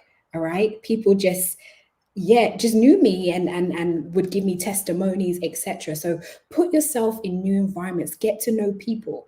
And I want to tell you something, when something's working for you, don't stop doing that thing that's working for you, because I'm going to be honest with you, I stopped networking. And that was something that brought in income for my business. And I stopped doing that very thing that started off this business. And so I've had to reintroduce that. So get yourself into new environments. This week, I live in Buckinghamshire. I traveled down to London, and I got in the room. There were some big players in that room, and I just postured myself. I know who I am. And I spoke and I connected and I also followed up. Okay, I still got more following up to do.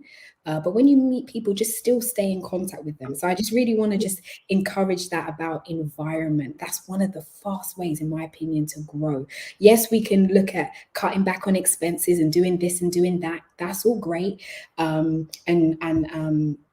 Joseph has explained it very nicely, the positive reasons and why you should do this and etc. But also, what's next after you do that? You know, So I'm very much also, like I said, asset focused, and there's other ways that you can build assets. Most people just focus on property in your journey. Some people don't have property yet, but there's other ways that you can start building wealth. Okay. And as Ademola said, you can do like bonds. Obviously the percentage or the interest rates vary, but there's different ways. There's different ways that you can build from where you are. Most people think I can only build through property. No. There's other ways. So it's just about opening yourself up to that. There's stocks and shares, there's starting businesses, there's making the use of your pension pots. Some of your companies are willing to match up to 5%. Some people are not utilizing that.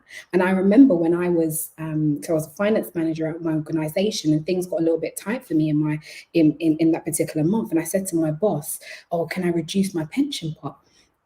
And she was like, "You sure?" And then that made me think, because I was the one that had to do it. And I was like, no, I'm not going to do it. Right? Because why? Because that's additional money that I'm able to get. Yeah, I can't get it in this season, but eventually I'm going to have access to that money. So really want to just make use of that. And Adam, you're right. It is about playing the long-term game too, but also enjoying the season too. It's not just future. I have fun too. I do things, but again, I give my money an assignment. I'm not spending it all just having fun. And there was a time where I used to just do that. But I've seen where that got me, and I've seen where giving my money assignment has got me today. So yeah, just really want to encourage that, and really encourage financial planning for the future. We're at the season where it's coming to the end of the year. Let's move differently in 2022. No one's not saying you can't go on that holiday or whatever. I know with COVID rules, I'm not sure how it's going to happen, but plan for the holiday, but a lot of people, oh, I'm going on holiday next month. And then they're using all that salary that they've got for that month to go on that holiday. No, plan a bit more, and get really detailed about it. Like for me, I'm going in every room in my house. What do I want? How do I want it to be? And the last thing I just want to say, I spoke about environment, about putting yourself in new environments, but also looking at your surroundings as well. Are you in clutter? Is your home messy? What about your friends? What are the conversations that you're having? Are your friends adding value to you, or are they not adding value? Be careful, be mindful. Okay, some friends are distracting, and that's not nice to say, but let's talk the truth. All right, so find those people who are in alignment of where you're going. One of the things, most of my friends from college and when I was at university, they're not into business, they're not into doing that. So I had to put myself around other entrepreneurs. So I had to pay to get in rooms. I've had to pay for coaching, pay for development. Don't be afraid to pay for things too, right? It's not everything free. We've only got a short space of time. Yeah, this event's free, but I can't really go into detail and give you all of the game. It's a short space of time. So don't be afraid to pay for education, pay for development. Yeah, that's what I would say. Perfect. And also, Ranish, we're going to put your details as well on our website. We're going to send it out. Please. Because you do have courses and programs, don't you, for people that want to be powerful? Yes, we do. So we typically work with professionals who work, who are at that stage and just want to elevate. But yeah, we do courses throughout, and you can just reach out. We also offer like consultations, free 15-minute consultations. So if you've got a specific issue and you just want to have a conversation with a finance coach, then you can just reach out to us as well. We can put our email as well. Oh, you said you're going to send it out, so that's fine. Yep. We absolutely will do. Just to ask, because since it is our birthday, I'll ask Joseph the same question. How do you celebrate success? Good question. How do I celebrate success? So do you know what? This week I got featured in the business magazine as an entrepreneur to watch. So I was very excited. So yeah, just let everyone know. Thank you. Let everyone know and just enjoy it. And it was so nice because, to be honest, this entrepreneur, this journey sometimes is testing. And I remember actually just being like, I'm done for today. I'm going to go and rest. And then I got that through. And then someone else who's got a massive platform also reached out to me and was like, I want you to do a session. And I was like, wow, this, everything works out for me. So kind of enjoying the moment, but I'm also like, what's next? Today's a brand new day. That was yesterday's successes. What's happening today? So I enjoy the moment, whether that be sharing it with family and friends, going out, depends on what it is. And then I'm like, what's next? Like, let's keep it moving. I don't sit on the success. We need to every day. What's new? What's next? That's amazing. Thank you very much. And also what you said, like, let's move differently in 2022. It's interesting because we're just planning for our January event, and it sounds very similar to what we've got for the title. We've got let's do it, like let's go, like it's time. So yeah, I love that. That's absolutely amazing. Thank you for the things you shared. You're welcome. Joseph, let me also ask you. Thank you for your wisdom. The courses you've mentioned sound absolutely incredible. So we're going to support that where we can. I'm sure there's lots of people that will benefit from that. What I want to ask you is, like, I love what you said when you said get on top of your finances, so get clarity. So I had that. When you have clarity, then you can say, here is my pot to go on holiday. Here's my pot to go to Monte Carlo. Here is the pot to go and buy the champagne that I want to go and buy. Like that clarity brings power. So how do you celebrate success?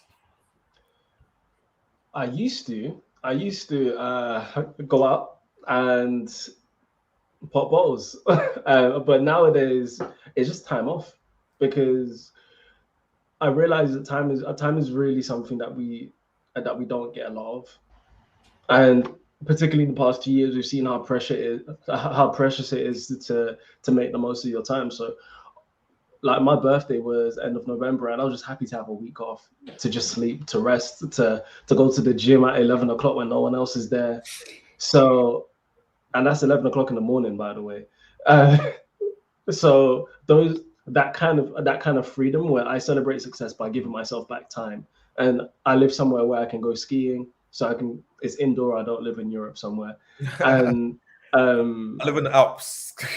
Nah, the Alps of Milton Keynes is where I live. You're not too far from me. Yeah, moved out of London, bought a place, Yeah. moved out of London, right? So that's what's most important to me, getting your time back, because you spend all day at work. Sometimes you spend all evening at work.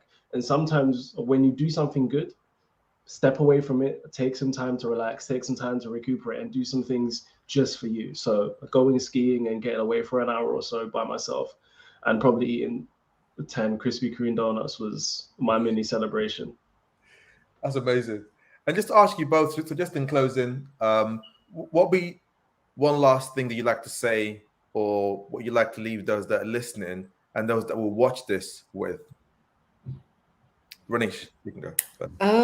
I would just say, what really, when my life really, in my opinion, really changed. I really changed the game when I literally started to live on purpose. Like, I started to do the things I enjoy. Like, even in my business, like, what bits do I enjoy? How can I outsource these bits that just don't bring me that joy? And so I just really would encourage you to find your purpose, really to tap into that, and start applying for jobs that you really love. Like, for me, how I did it was, I was like, I went away, I spent some time in Ghana, I worked over there as a consultant, and then when I came back, I was like, I'm not taking any job. The pay doesn't even matter to me right now. And so I was like, I love films, right? Well, I'm going to go and apply for Netflix. Like, and no word of a lie, I didn't even know it was going to be Netflix, but I remember watching a film and I was like, I want to do this. And I saw an accountant in the credits. I was like, I can do that. I Googled, and no word of a lie, within weeks, not even weeks, like an opportunity from Netflix came up, and I applied for it and I got the job. There was hundreds of people that applied. And so for me, that's what I call alignment. And when you focus on something and when you really make up your mind, things just start aligning itself to you. I don't know how it happens, but it does. So just go for what you really want, and live on purpose. Amazing. Go for what you really want, live on purpose. Incredible. I've written that down. Joseph, what would you like to leave us with? It's interesting. Ranish captured pretty much what I was thinking. But I'm going to approach it from a slightly different angle. So I've mentioned a couple of different things that happened to me in my life, where night in Edmonton police station, getting EL for my A levels, and then ended up in 36 grand of debt. And at every stage, looking back on it, I was trying to be someone I wasn't. I was trying to be some guy from the roads. It didn't suit me. I was trying to be the cool kid at school when I was a bookworm. It didn't suit me. And then I was trying to be the flashy guy when I don't rap or play football. I didn't have the income for it. Ended up in 36 grand worth of debt, and also trying to do too many business things that I wasn't ready for. No matter what you want to do in the long term, whoever you want to be, just make sure it's true to yourself.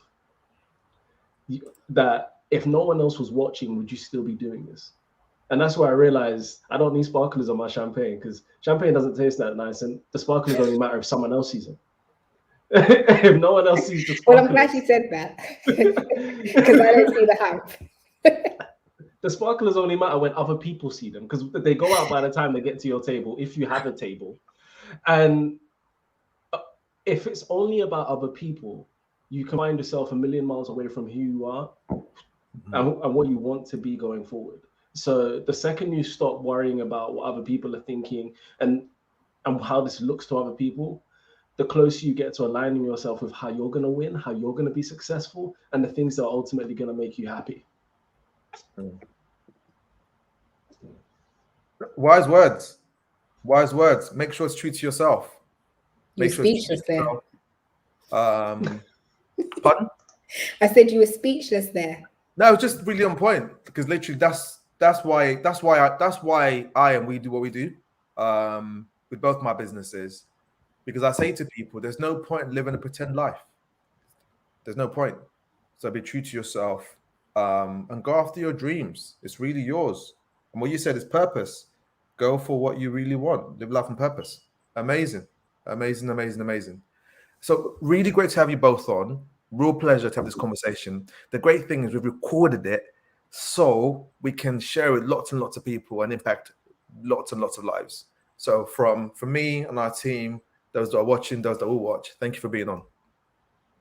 Thank you for having us. And I want to say this was very well organized from yourself and your team. So yeah, you should be all proud of yourself and happy third year. I hope there's many more years to come. And Joseph, we definitely will have to connect, because you're not too far from me. In fact, I'm coming to your side of the woods shortly. Cool. Amazing, amazing, amazing. See the connections. Hey, it's happening. Brilliant, brilliant, brilliant. Thank you for your words, and the team are incredible. Thank you.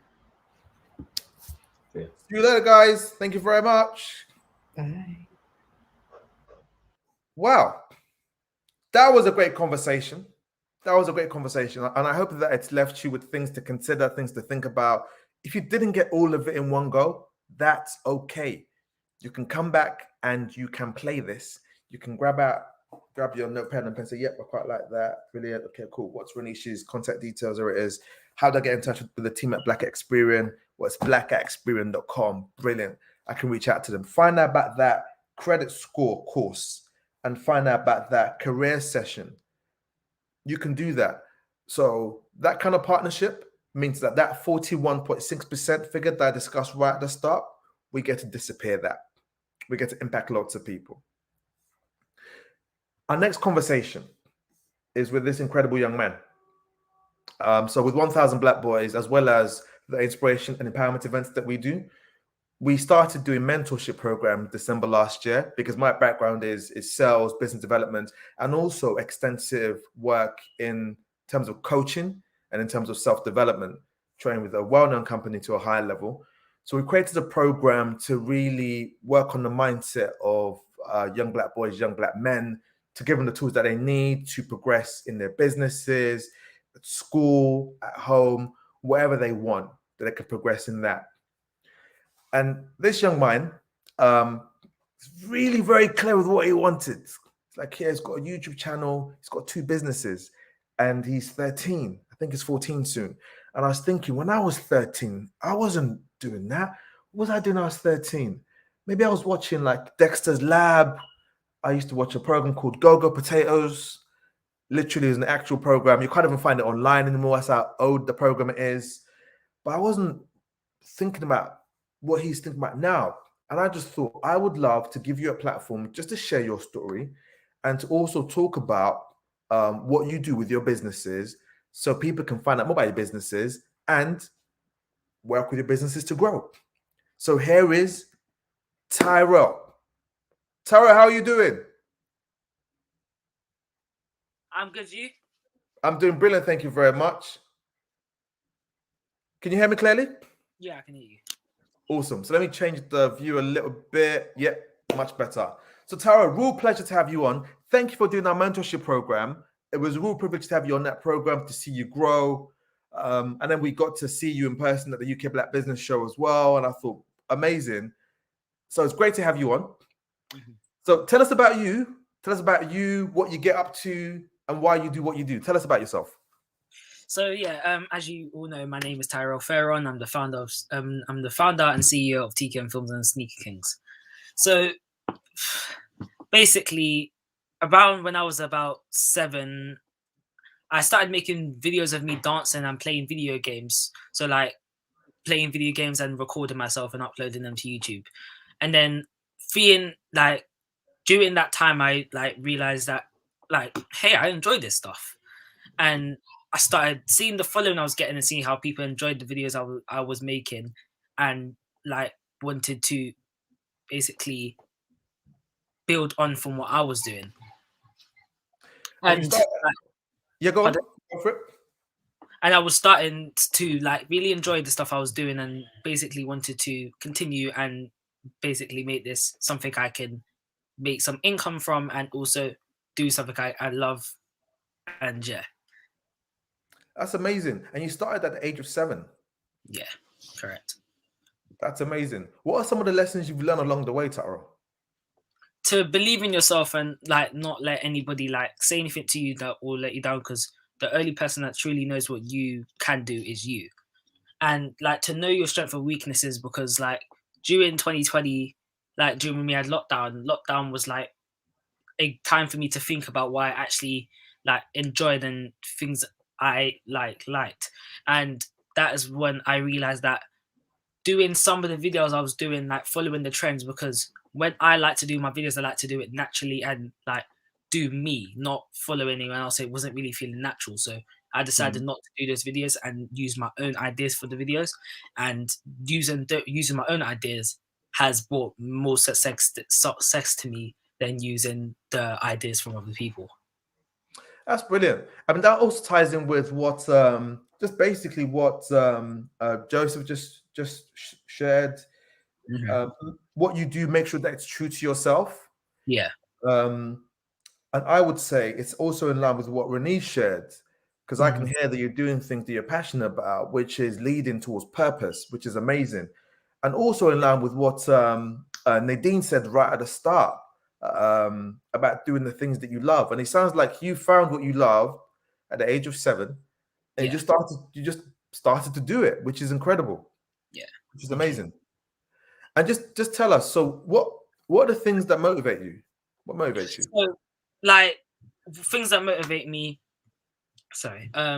is seeing the milestones I've hit, because recently I just hit 250 subscribers. So that is a very big milestone to on me. your YouTube. Yeah. Okay. I just hit 250 subscribers. So let's celebrate the young man. Amazing. For those of you that are paying attention, 250 subscribers on YouTube. Well done. Because that was something I never saw me hitting last year. I would have never thought, because last year on the 23rd of December I just hit 100 subscribers. That was an amazing Christmas present. So yeah, it's last year I would have never expected me to hit 250 subscribers. Amazing. Well, let's do this. If you put into the chat, send us your YouTube channel. Yeah. For those of you that are on YouTube right now, let's follow this young man. Let's subscribe to his channel. Let's get another 100 or so on there. So we can do the right way. We don't need to wait for anybody to do that. So we can literally do that right away, and your content can get to even more people. So that's amazing. Well done, well done, well done. Well done. And one of the things as well that I thought was really important. So after this question, if there's anything else that you want to say, please absolutely flow with it. You're doing great. You're doing great. You're a powerful speaker. Just whatever you want to say afterwards, completely go for it. One of the things I also heard when I spoke with you was the great support you have from your mum and those around you. And I thought to myself, that's very, very powerful. That's a big deal. Because when I was growing up, and for people like my generation, our choices were well, mine was either be a doctor. Oh, we've lost Taro. Come back very, very shortly.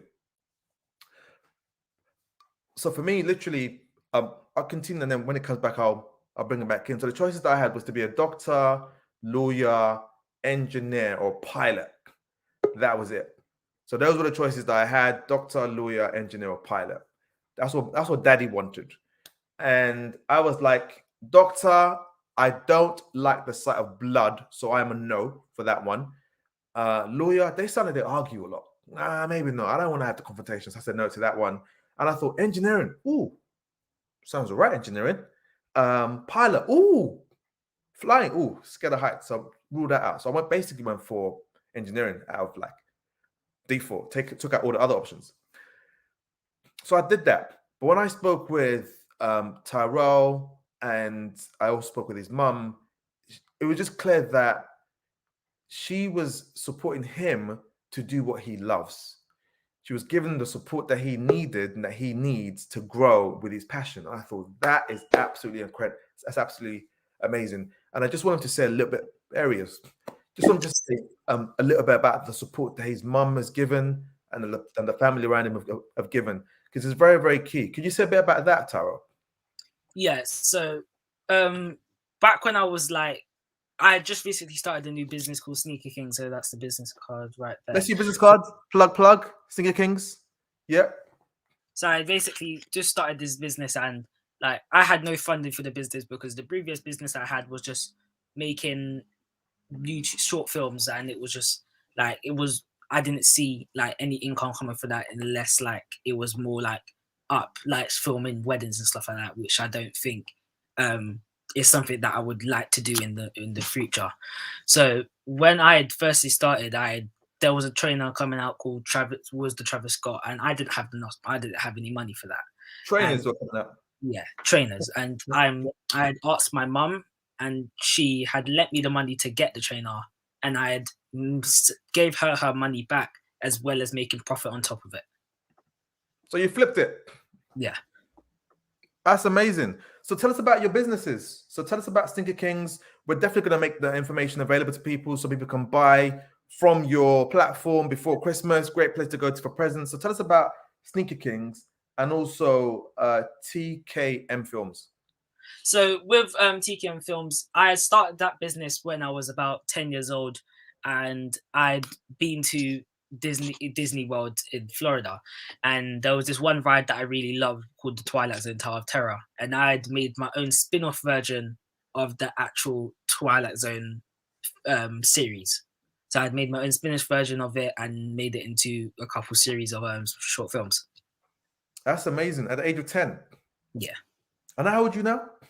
13 going on 14. When you're 14? Next year, September. Okay, cool. Okay. Just wow, at 10, so literally just starting businesses as a 10-year-old. That's absolutely incredible. And then tell us about Sneaker Kings UK. With Sneaker Kings, I started that I think the day after my birthdays, which was the 1st of October. So I started that business then because it was just like I basically really loved trainers, and it was like with the fact that like I love trainers and I just got some birthday money, so I used some of my birthday money to invest into that business. With that money, so I didn't have enough money for that one. And then with the Travis Scott trainers, they're 150, and I didn't have enough money for that. And when I invested that, I used that money to buy obviously the business cards and the stuff that I needed for the business. And with that one, it was just like I just really like traders, and it was just like trying to put something that I loved into like a business where I could make some income as well as like doing it as I love, because like I wouldn't want to go and make money for something that and then just not like the business that I'm doing. That's really amazing. Let me just ask those of you that are listening, that are watching, if you've got any questions for Tyrell, please put them into the chat. And if we're able to, we'll ask him those questions as well. But it's really great and inspiring to hear you speak. It's really great and inspiring to hear your journey. And it's just starting. It's absolutely inspirational, the things that you're up to. So for other young people that are watching this, and maybe they're thinking that it's hard, they're thinking life is a real challenge, things are really terrible, what advice would you give them? My advice I would give you is just stay true to yourself, know your strengths and weaknesses, and believe in yourself. So just don't let anybody tell you otherwise, because like I said before, you're the only person that would know what is best for you. Awesome. So stay true to yourself. You've got to believe in yourself. What's the second thing you said? Believe in yourself and don't let anybody tell you otherwise. Awesome. That's really powerful words. Let's put this up. So so know your strengths. And you said, know your strengths and weaknesses as well. That's really important. That's really great advice. That's really great wisdom. That's really great advice. That's absolutely amazing. Could you just share with us maybe some of the other highlights in your businesses? What are some of the other things that have happened that you would like to share with us and tell us about? So I just made my my first big sale about 2 weeks ago. So it was. Is that bad? Yeah. Well done, son. Proud of you. Christopher Farage right there. Hello, Christopher. Great to have you on. Thank you very much. Yes, sorry, Tyrell. You continue. I just interrupted you because when I saw Dad up and down. I just made my biggest sell. So that was someone had just bought about 15 trainers from me. So about 15 trainers. Yeah. So I just made my. Thank you. So that was my biggest sell, and that had made me a lot of profit, as well as making it was loads of profit. So I think I'd made about 1,500, 2,000, and with that I just had put that straight back into the business, as well as because Christmas season, most people would want to buy trainers, and with limited edition trainers, it's just because during December there was loads of different drops of limited edition trainers, which I would need the money to buy the trainers. Awesome. For those that are watching, how would they get hold of you? How can they contact you, or people that want to buy from Sneaker Kings? How can they get hold of?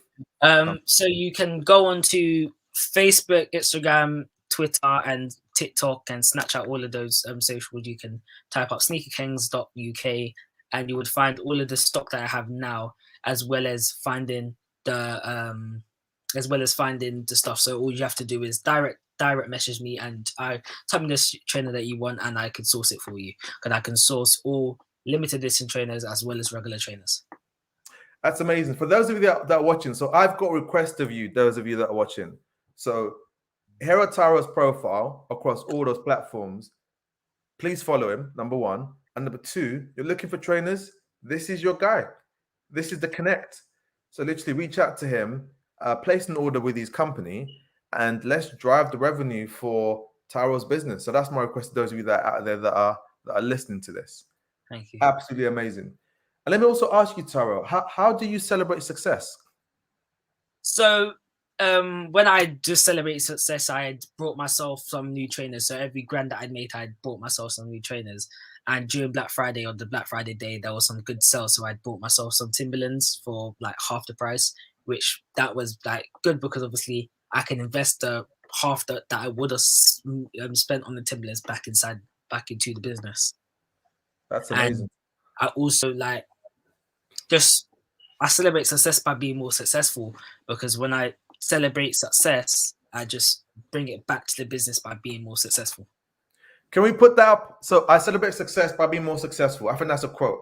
I want to quote you on that. So Tyrell Ferrin, I celebrate success by being more successful. That's really powerful. Do you know how powerful that is? We're gonna at you on that on our Instagram and on our platform. That's really very well said.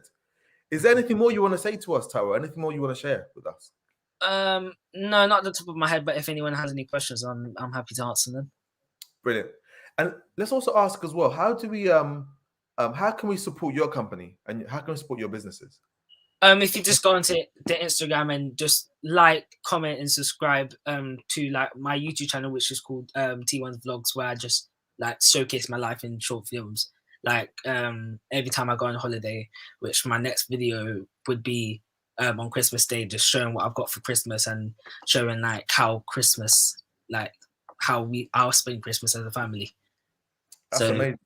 So I would obviously on that day I would film the video, and then and you can also go onto like TikTok and all of that stuff. You can follow me on TikTok and follow me, like the video, comment and leave some positive comments.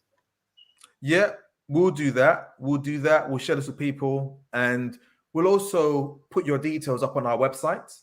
Thank you. So we can actually reach out to you, connect with you. And this week we'll probably do an email that we'll send out to our database. So ideal scenario, we can really drive the traffic and drive the connections and the follows on your platforms, and ultimately drive the revenue for your businesses. So that's what we're going to do. Thank you. Brilliant. And let me ask you this. So you recently did our mindset of an entrepreneur program. Yeah. How did you find that? Yeah, it helped me with like confidence, as well as like knowing what to say, because when we were doing the black show, when I'd gone, like that was just in time, because if I hadn't done the class, I don't think because some people had spoken to me, I don't know if I'd had anything I don't know what I would have said, because I was like, don't know what to say, I don't know how to like talk to people that I don't know, if that makes sense. So literally it supported you with confidence and engaging with people and networking. Not being lazy. So with like Chimp, like if someone is like, because like I also do sneaker cleaning, and like more time I don't want to like clean the trains because it's just like dirty and I just don't like to clean it. But like I just want us to like get up and do it, get out of the way. That's amazing. That's brilliant. That's brilliant. And there's a question that I want to ask you. I know we asked it on the program. So you're 13 now. Where do you want to be in 5 years? I would want to have my own like store. So I would like JD and Foot Locker, I'd want to have a store that where you can go and get trainers from me as well. Ferrons. I'd call it sneakerkings.uk. Cool, there you go. So sneakerkings.uk on the high street. Amazing. And then in 10 years? I'd be global. Awesome. Now that's really great to hear you speak. Thank you for sharing your journey with us. Thank you for being an inspiration. You might not see it. You might just think I'm just doing what I do, and it's just how I just think. But I want to reassure you that lots of people are listening to this and will listen to this, and they'll find it inspirational, and it'll make a huge difference to them. So for that, from me, from our team, from those that are viewing and those that will view, thank you very much. We appreciate you. Thank you. Amazing. Is there anything you want to say in closing before you go? There's no questions so far. Is there anything else you want to say? If there isn't, it's okay, but let me just check in. Not, I think I've said everything for now, but if anyone has any questions, like I said, yeah, I'm happy to answer them. Awesome. Well, Taro, thank you very, very much. Great to have you on. Thank you. Actually, so you know what? I've got some of my other speakers. We're going to be doing like we'll be doing a panel together very, very shortly. I want to bring Alex on, just to maybe just kind of get someone else's thoughts to how inspiring I think you are. Let me bring Alex on. So Alex is doing some incredible things. I'll get him to introduce himself as well very, very shortly. Alex Holmes, how are you doing, my brother? What's going on? Hello. Thank you so much for having me. Can you I guys know hear me? your segment just yet, and I brought you on a few minutes early. I know I did that. I just kind of thought, you know what? Let's go for it. It's all right. You hear what Taro was talking about? Yeah, I caught the latter parts of it. And you sound like you're doing amazing stuff, Taro. Thank you. I'm loving to hear that. The vision about wanting to have your own shop on the high street. Yeah. And the way that you corrected Mr. Ade about it's not going to be Ferrons, it's going to be Sneaker Kings UK. That's the vision. I love it. But I've always been a guy that's been like, if I can envisage it, it can happen. Yeah. And I think that once we sit down and really kind of sit down on those thoughts, because, you know, growing up, I was told to stay out of my head a lot, stay out of my head, you know, don't think too much, don't kind of do that. But in sitting there and thinking clearly about what I want and what I want to see, it becomes super important to me to be able to see that. So I was amazed. I'm super impressed by you, Taro, man. Yeah. But yeah. Amazing. I just thought I could make that connection. So Taro, thank you very much. Thank you for being on. It's a real pleasure. And we'll be speaking very, very shortly. And when we launch the next program, next mentorship program, we'll definitely be in touch. I think that would serve you. And people that connect with us that we think would be a great fit for you, we will also make that connection. Okay, thank you. Thank you for having me. My pleasure, buddy. See you later. Bye. Have a great one. What an inspiration. Yeah. Right? What absolute inspiration. I have to just do that. Sometimes I have to kind of go for stuff and then boom. Sometimes things are just organic, so you just go for it and then you see where it ends up. It happens. You know what? If this was real life, you'd have like dragged me into the room as I was like, you know, sipping some water. Alex, come back. Come back into the room. Put that water down. And I'm like, I just got here. I just got here off the bus. Why are you? So really great to have you on, Alex. I've got you for the Black Male Entrepreneurs panel. Yes. I've got the other gentlemen about to come on as well. So I'm going to bring them on. I know this time will fly by, but let's go. So I've got you here. I'm going to add Shopware. There is Shopware. Shopware. I'm going to add Sean. There is Sean. I'm going to add Nathaniel. There is Nathaniel. What was that? Nathaniel's kissing the screen. Hello. I was trying to clean my screen quickly. What timing? I'm like, what is going on, man? I was like, look. I tried. What an entrance. Amazing. So we're gonna dive right in because literally we've this time we'll literally go whoosh like that. So I know you all from different parts of my life and from different areas, and I find you all really inspirational. You're people that are doing things that are incredible, and you're the kind of people that I want more people to meet. You're the kind of people that I want the 1,000 Black Boys community to meet, to connect with, to learn from, and to reach out to for mentorship and for growth. So the floor's yours. I've got some questions I want to ask, but the floor is absolutely yours. I want to just ask that quick introductions. Who are you? What do you do? Share a bit about your story. And I'm going to start off with Alex. We brought you on first. So yeah, tell us about you. Who is Alex Holmes? What did you get up to? Why on earth did you get up to it? Tell us about that.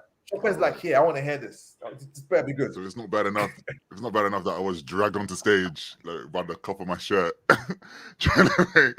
Now I've got a feet for. Evening everybody. Yeah, my name is Alex Holmes. I am an existential coach. I'm a trainee psychotherapist. I'm a writer, speaker.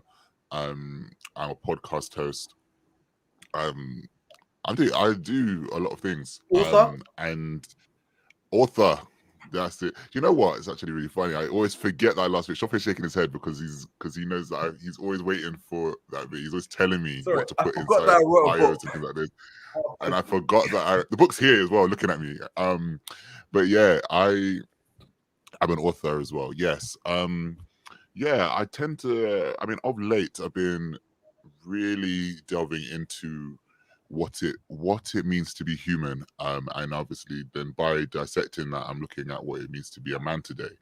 And a lot of my work is focusing on the kind of intersections between philosophy and mental health, and how our own personal philosophies can align to our authentic experience going forward. And especially as Black men, we tend to have those questions posed to us a lot. What does it mean to be Black? What does it mean to be men? What does it mean to be successful? What does it mean? All of these questions around purpose, belonging, connection, and the like. So my background is in journalism. I worked in a tabloid newspaper for 5 years. I worked across general news. I worked across breaking news. I then became an entertainment correspondent and reporter, which was a complete different lifestyle shift. It went from covering murders and door knocks to red carpets and those swanky events and whatnot. But you're still kind of, you know, a lowly reporter. So, you know, people would just dash you out, or, you know, and you would get confronted with a lot of hostility in a sense, because reporters don't hold a lot of trust in the UK at the moment, and it's been like that for a while, and I'm hoping that changes. And then I went on to being a well-being writer, a lifestyle writer, to be specific. And that's kind of when I started to delve into writing about mental health and writing about well-being. And it came off the back of several experiences in journalism, which caused me to have kind of negative mental health impacts and effects with me. Several breakdowns, kind of working between not being paid the same as my white colleagues, and then kind of challenging that and being told that, you know, everything was okay, you're crazy, pretty much, and being told to man up, being told to do X, Y, and Z, and really looking at your worth. And, you know, it was a constant battle and a constant fight for a while. And I left in 2018 and started freelancing in 2019. And since 2019, it's been a journey for me, just really, you know, producing my book, Time to Talk, How Men Think About Love, Belonging, Connection, starting to write consistently, really trying to find out what my clear messages that I'm talking about. And yeah, so it's been a lot. And it's only now in 2021 that I'm getting clearer and clearer with the vision that I'm pushing forward with. And if that is a testament to anything, it's a testament to community. It's a testament to people holding me up and giving me that insight and being patient with me and nurturing me in order to allow me to be able to kind of step into that clarity myself, Shoppe, and they being those particular people who are kind of like herded me through particular elements of this journey as well. So that's me in a nutshell. There's probably going to be more that comes up that I've probably forgotten, that someone's going to clip me around the ear and say, you forgot this, you forgot that. But that's pretty much me. And it's very fitting because there are chapters in this book around success and around failure and around what that means as men as well. So that is me. Amazing. Thank you very much, Alex. That's brilliant to hear. Thank you very much. Yeah, we're going to delve into that. Shockwave, how are you doing? People call him Soapy. I said, no, Shockwave. My proper name, you know, you recognize the name. Come on, name, man. Come on. Shockwave, so tell us about you. So I know you. I know what you get up to. I had the privilege of being on the Everyday Leadership podcast just over a month ago, and it was incredible to share my story on your platform. So thank you very much. So yeah, so tell us about you. Who is Shockwave? What do you do, and why did you get up to it? Who am I? I am a husband. I am a father of 2 teenage kids now. My daughter turned 13 yesterday, so it's official. And I always start off with that because that's the fundamental of what drives me to do what I do now. So prior to what I do now, which I'll jump to in a minute, I worked in finance and project management, and then a lot of commercial stuff for a lot of corporates, leading in organizations all around the world for about 12 years or so. And then I decided that I wanted to step into a world where I wanted to see change around culture, around leadership, and around inclusion. At that point in time, my son was little at that point in time, and he was excited to come and work where Daddy works. And Daddy was working in an organization that was a global organization, but I was 1 in 500 people. I was the only Black person there.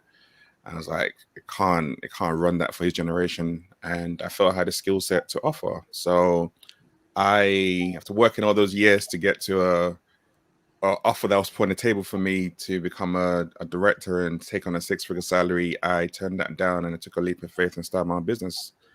And that's been my journey ever since. And now I'm an exec coach. I'm a founder of my company, Mindset Shift. I'm a podcast host. I'm a speaker. And and for me, mindset's the key to everything that we do. It shapes our beliefs, it shapes our values, it shapes our behaviors, we flow into our actions.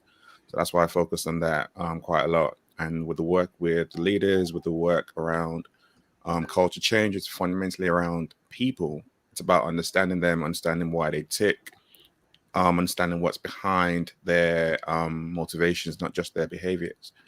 And yeah, I enjoy what I do every day, and I get a chance to make a difference and make an impact in the current companies, organization I work with, as well as for the future ones coming up. And your kind of organization speaks to the heart of what I do as well, because spend a lot of time mentoring people and working with the next generation coming up. They have a lot of access to so many different things. A lot of them are so smart, like the young boy you had on there earlier on, and just with a bit of guidance, like they can go so far. And that's what I want to see. I want to see happen for them to believe in themselves, to nurture, and then keep on climbing, because they are capable of so much. And so often we see people telling them that they can't do anything. It's like, no, let's flip that around. You can do something, and we're going to make sure that you get there. So amazing. In a nutshell. Amazing. So many juicy things in there to tuck into during this conversation. So I'm going to move over to Nathaniel. Nathaniel, it'd be great to hear from you. Tell us about who you are, what you do, and also tell us about Wakuda. Yeah, so you can hear me okay, right? Yes. Yeah. Cool. So unless I'm Nathaniel. The screen again, but yeah, it's fine. Nah, I'm joking. it's just 'cause I love it so much. But yeah, so I'm Nathaniel, co-founder of Wakuda. That's one hat that I wear. I'm also a father, a son, an employee, a property investor, and also an investor in other things. So I wear quite a few different hats, but I suppose like specifically with Wakuda, it's an online marketplace which allows shoppers of all backgrounds to connect and to discover and shop with Black-owned businesses, specifically in the UK at the moment. And we kind of founded it for a couple of reasons, but so myself and my co-founder work in very different spaces, and we'd always kind of discussed, and I mean, it's over like a decade, the kind of disparities and the lack of representation of Black-owned businesses, and how we could create something that has a meaningful impact in our community. So like last year, like in the wake of George Floyd's murder and obviously the worldwide protests after, we kind of thought this is a good opportunity where like there was a lot of obviously people and organizations saying certain things, a lot of hashtags going around, but it was like, okay, how can we create real meaningful impact from this, and something that is consistent as opposed to just like these knee-jerk reactions where people are like kind of spending Black-owned businesses and giving them representation, and then like 6 months later it all kind of goes a bit quiet. So we launched a marketplace, and it's been a journey to say the least, considering the fact that I haven't got a kind of background like that, so it's been a lot of learning. But it's been an enjoyable journey, and it's just I think just a case of like just what we want to do, and our vision is to be that bridge that connects Black-owned businesses which have been traditionally kind of overlooked to this massive audience of people that want to buy, they want to discover new things. And we kind of learned through like part of our research I was discussing with you previously, that a lot of the businesses, a lot of the people that are buying on our platform are actually white people, like the vast majority, which is reflective of the UK, and that's well and good, because that's what we always want to do. Say again? What's the percentage? Can you share that? So it's over 70%. I think it's roughly about 75% now. It kind of fluctuates a little bit. Not fluctuates, but it changes a bit because we constantly taking in data around who is buying on our platform. But it's roughly 70% at the moment, which is really good.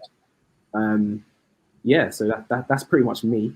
And yeah, so corporate property investing, kind of done quite a few different things, and I'm here now and just enjoying this journey we call life. Amazing, amazing, amazing. Thank you very much for that. Thank you. I'm gonna go to Sean. Sean, I know we spoke about 2.5 months or so ago, and I love your story, love what you're doing with your business. I know that you still also work full time as well, and you're building this business at the same time. And there's a real vision for the business. So, a real pleasure to have you on. So, just same thing. Tell us about you, who you are, what you do, and why you do it. So I'm the next generation Windrush. My family all from the West Indies, Jamaica, Caribbean area. In a long story, right now, as you said, I work in a corporate environment in management. But I run my brand, Boss in the Game. The vision for Boss in the Game, or the mantra so far, is focus, determination, and faith. And it's really to bring people together. It's not just a clothing brand, although that is what it is on the outside. But if you really dig into what we do and you find out a bit more about what we do, it's all about bringing communities and people in general together. We want to get like-minded people together to build a community of like-minded thinkers, so we can start to bridge some of the gaps that we currently have in society. People say it's race and focuses on these types of things, but I think it's more cultural. So I guess Boss in the Game is trying to build a culture of like-minded thinkers to help the next generation to overcome some of the hurdles that we may have faced growing up. And as a person who, my parents are from Jamaica, my grandparents are from Jamaica. Growing up, I suffered a lot of racism and I went through a lot of struggles, to the point that I ended up I went to prison when I was in my teenage years, and that was really unexpected because I was a very, very talented athlete. Luckily enough, I had that focus, determination, and faith that my mantra is now, that once I had come out of that system, I was able to go back to uni, finish my degree, and then carry on with my athletics career. So that was my main focus in my 20s. It's only when I got to around about 30 years old that I started working full time, or even started to think about what is work for me and what does that look like. And it was quite a struggle at first, because I didn't really, even though I had a degree, I wasn't really educationally focused, and I wasn't, really thinking about working. And as a young man growing up in Hackney, which is down the road from Liverpool Street, I had no idea that Liverpool Street was there. I didn't know how to get there. I would see an office on TV. I wouldn't even have thought myself being in that type of environment. It's not until I've got into my 30s, and I'm 40 now, that I've that I've progressed along that line. And to be honest, it's been a mixture of people that helped me. It's white, black, Chinese, all sorts of people that have helped me to achieve that.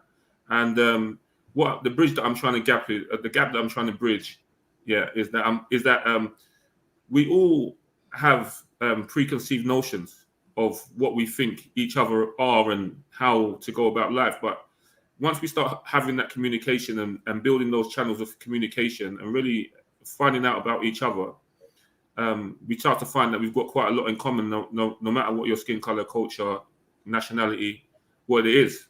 And I think the more that we can have these conversations, the more that society will be able to move forward together. And Boss in the Game is just my way of bringing everyone together under the badge of my logo. So when you're wearing that badge, it's representative of that type of mindset. And I think that the more work that we can do in this area, the more focus that we can bring to these types of conversations. I think in the long run, it will help a lot of people, and particularly the black boys. And I put a post up just the other day.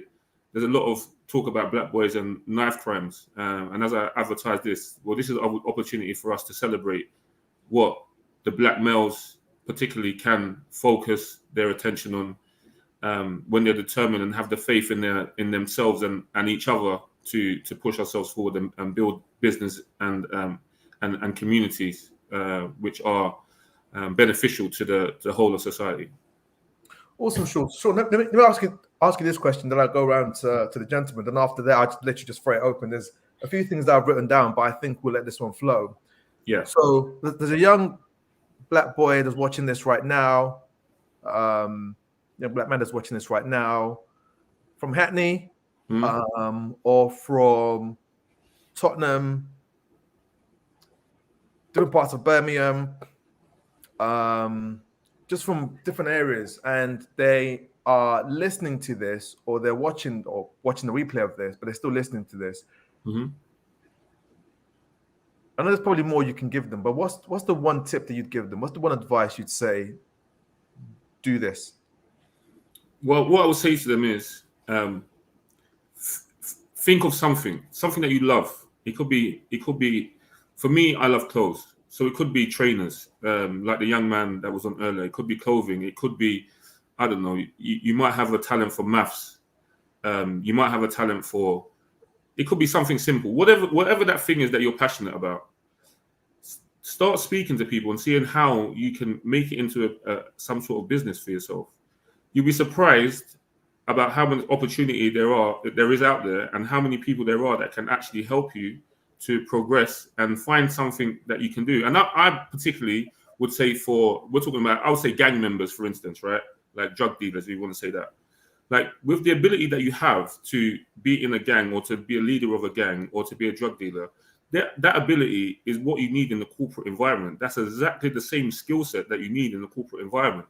So for me, it's how can we get you off of the streets into an environment where you're able to make the same money, or to make money that's not gonna make you look over your shoulder and you can sleep at night, and just maybe brush up on some of the skill sets that you need. And I think platforms like this and people like yourselves and the other guys on here are the perfect people, or the perfect people community to help you to do that. And I think the more that we can get that message out there, that there are people to help you to strive forward and help you to achieve your goals, I think it'll be really beneficial.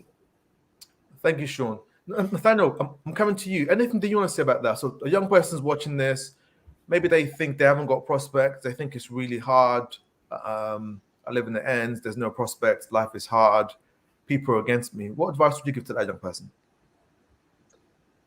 I think there's two things. So I think, like for me personally, I kind of grew up in that environment. Like it seemed like prospects weren't great. There was only like to see people to aspire to, they weren't really there for me. Like this is kind of showing my age, but like kind of before social media and stuff was really popping, like didn't really see people like black people out there being successful. And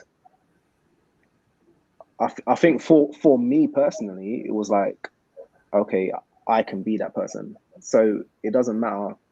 It's great if there is an example to say, okay, I can aspire to be this, but at the same time, you don't need that example. Like you can go and make a change and be something different. That's a nice one, Nathaniel. Nathaniel, Thanks. you hear me? Yeah, can you hear me? Yeah, you're back. Yeah. Okay, cool. And then another thing I suppose is as well, like the trueness to yourself is so key. So I think for me, like a lot of my life, and I think it will be the same for like the majority of people, I suppose. Like you're put in like a certain box or a certain mold, and you kind of feel like you need to fit that. And it takes a lot, but you need to kind of realize that you don't need to fit that mold. You can fully be whatever you want to be and do it however you want to do it. It takes a lot, and it's not something that's kind of done overnight, but it's something that you definitely need to recognize and be aware of. Mm-hmm. So yeah, those are my two things. Amazing. I've written these things down. Thank you very much. Shockwave, what about you? I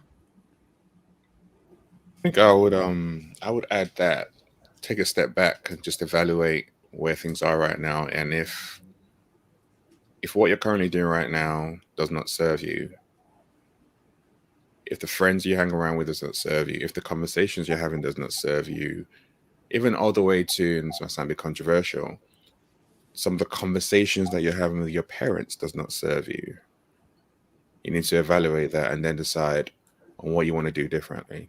Because there are times when the fears and the insecurities of those around us, they use that as barriers to stop us, and we stay stuck in that woe is me mentality. Things are not great just because of the experiences those that come before us already had. So you need to be able to take a step back and actually look at things, not with the stories you've made up in your head or what people are telling you, But like, really, what's the reality? Things gonna be hard. Yeah, they're gonna be hard, but that doesn't necessarily mean that's the reason why you don't push forward. And then it flows back into what Sean just said, that then once you now have an understanding of, okay, this is my current environment and this is the reasons why I'm not doing X, Y, Z, or this is what I'm currently doing, it's not helping me. What do I want to do? And then I can start taking that time to then investigate, get some data, step into that bit by bit, see what's really possible. But you need to get out of either the current mindset and the way you're currently looking at life before you can really immerse yourself into that. If not, it will just carry on that same old cycle, which doesn't get you anywhere. That's really powerful. I'm going to ask this as well. So you had the opportunity to be a director, 6-figure salary, and then you said no, and you said, quote, you took the leap of faith and you stepped into what you're doing right now. Tell us a bit about that and the lessons that young people can learn from that. First lesson was, that's probably one of the hardest conversations I've ever had with my wife. Like, I'm just like gonna keep it real. Like, literally just like, I go for runs in the mornings. That's where I start my day. And literally on that run, I just feel like I'm all about faith. I faith is really important to me in everything I do. I just felt God saying, like, what you waiting for? Like, and I was like, nah, this is not the right time, it's not the right space. I'm the main breadwinner in my house. I've got a kid, 2 kids and a wife who rely on, like, oh, I have so many different reasons, but like, what are you really waiting for? And I took that time and started to assess, like, there's never a right time to do something. And I could step into this position and have the money, have the position, all that kind of stuff, but I would not be happy. I would not be fulfilled. And I see part of my role as a husband and as a father to be a model through my actions that I take, not just with the words. And if I'm trying to encourage my children and those around me to be like, yeah, step out in faith, step into your comfort zone, and am I willing to do the same, then what kind of person am I? So had a conversation with my wife, chopped it up, we prayed about it. She's like, okay, it's not the hardest thing we've ever done, so let's go ahead and do it. And went into work, told them what was going to happen. They didn't get it. Like, I got cussed out at work in a ridiculous way. Like, you've been given this position, you're young, you're like, so many things no one gets. They gave me all of that. I ain't gonna lie, for a minute, I still feel like, is this the right thing to do? But honestly, me knowing my values and knowing how I approach things, I'm like, if this doesn't work out, I'll figure out what needs to work out down the line. But I know I needed to do this. And I'm bigger than any position or any job. As long as I know that my wife's cool and she's got my back, we will figure things out, and I got my faith. And that's what it was. And I also say, that's why I always lead up with, what decision you're going to make is not always going to be easy. It's not always going to make sense to people. But as long as you know and you're aware of the reasons behind why you're doing that, why that reason drives you forward in a ridiculous way, that even when you get obstacles, like I got like, for like 6 months, I was getting rejection upon rejection, trying to knock on doors, and people telling me, oh, you haven't got this experience, or you're too over. I got that repeatedly. And I finally got, like, after 6 months, finally got like one yes with that one client. And then that snowballed into another 5 or 6 years of doing amazing work. In fact, interesting enough, one of the clients that rejected me at the start, they ended up hiring me at 3 times the amount the original went in for. There you go. So it's like, it's that persistence and that tenacity that's important. But a lot of that comes from our background. We've already got that built into us just because of the way we've grown up and we've had to deal with stuff. So it's utilizing the skills that we already have and using that in the world rather than seeing them as negatives. No, that's a strength. That's one of my superpowers. I know how to navigate. So I'm going to utilize all of that and help me to get to where I need to get to. That's amazing. That's really amazing, because what you've said is also in line with what has been said by the previous speakers. So for those that are listening, that move in purpose, Renee said, live life on purpose, like live on purpose. It's really, really important. If I go through my notes, I know that Joseph said a similar thing about being true to yourself.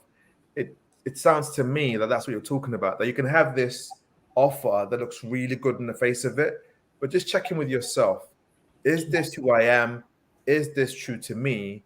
And take actions consistent with who you are and what's true to you. That's what I'm hearing, Shockwave. Is that what you're saying? That's spot on. It's easy, and I'm just not necessarily a statement, but it's easy to get distracted by, I'm going to say, the money, the fame, the accolades. And that's why you have a lot of people who have those things, and yet they're not happy, they're not fulfilled. And they keep on chasing, looking after something, because they're not doing something that's alignment to who they really are. Whereas when you operate in true alignment to who you are fulfilled. You might not have all those different trappings around you at that point in time, but you are more fulfilled and you are happy. And then those things will come down the line because you're in alignment to, and you're walking in your purpose day in, day out, rather than doing something different. That is brilliant. That's brilliant. So I'm going to go to Alex. So Alex, I want to ask you just for your tip for those that are listening, one thing that you'd share with them from your experience, where you'd say, do this, and then talk a little bit about being okay with failure, redefining failure, and what I call the discomfort zone. So say a bit about that.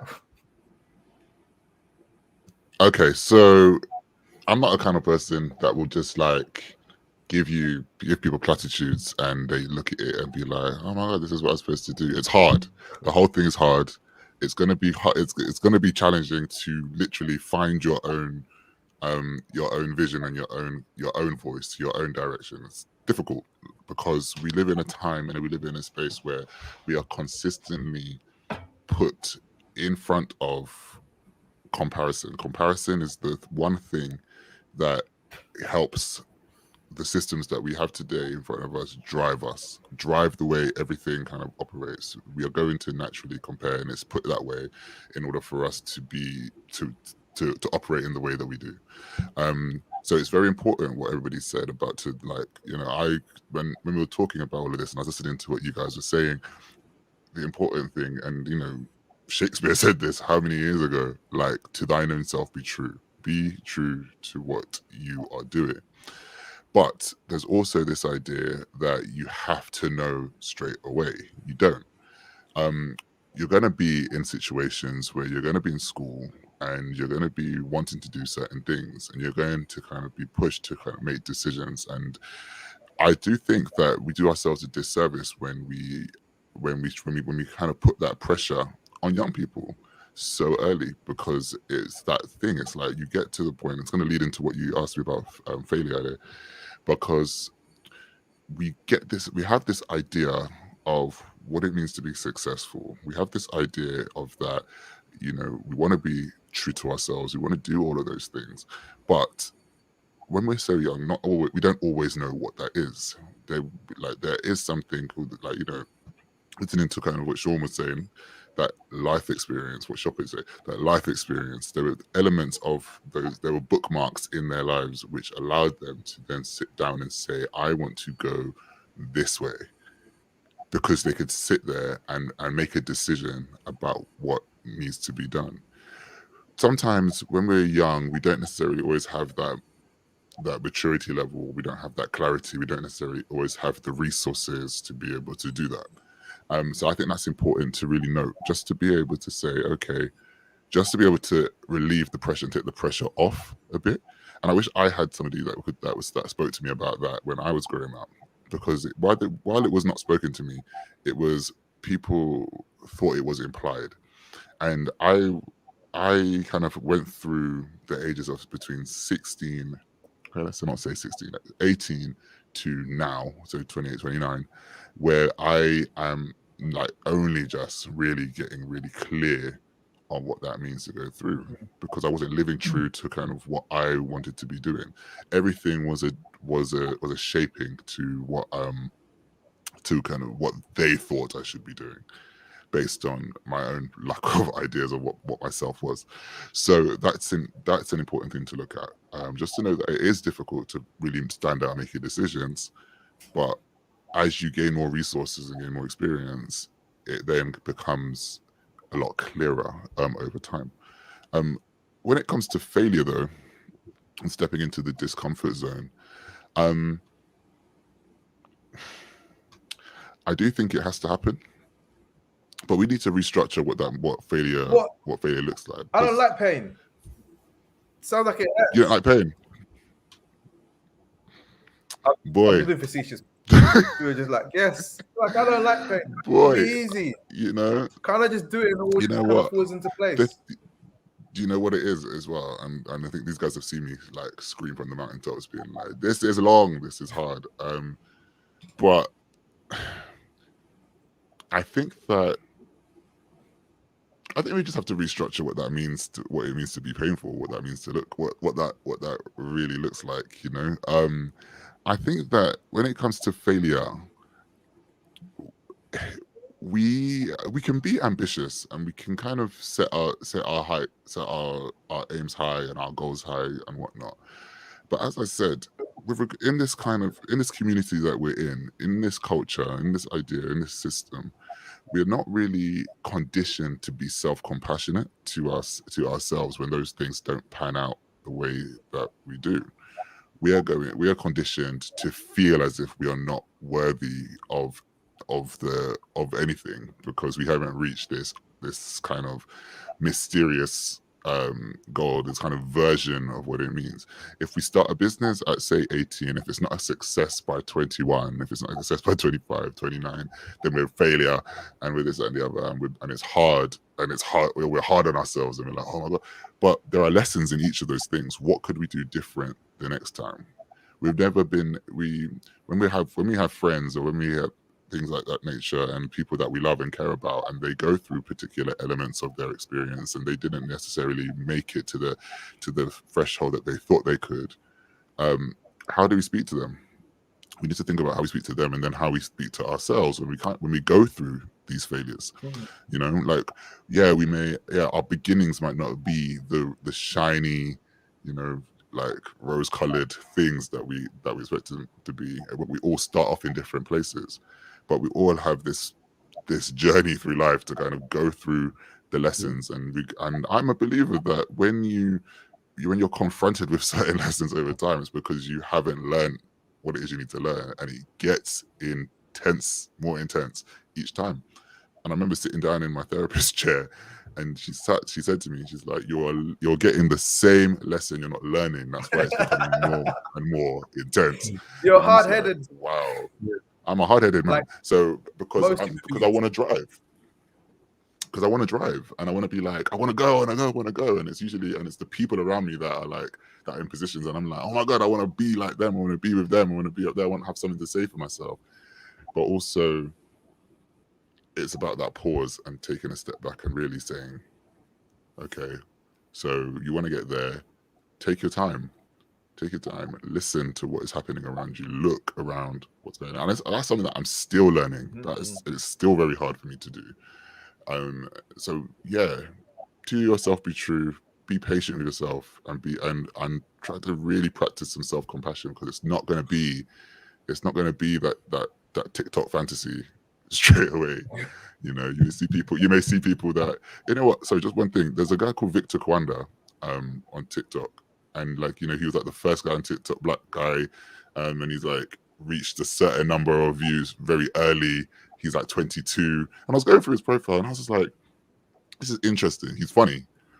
But then he posted a video of himself when he was doing this like 10 how many years ago, and it was like, you know, when it's all grainy, it's 2015, it's not in 4K, you know, people haven't really grown into themselves a bit, they look awkward and whatnot, but he was doing all that stuff then, and it's like, that is how many years in the making. He's been consistently doing that, and it's only because the opportunity came and the time came and it all kind of worked really well together, and now he's kind of like TikTok's lead kind of content creator, and he's doing all those things. And it happens a lot with content creation and a lot of things, but this can happen in many different industries, in many areas. So I'd say take your time, really have a think about it.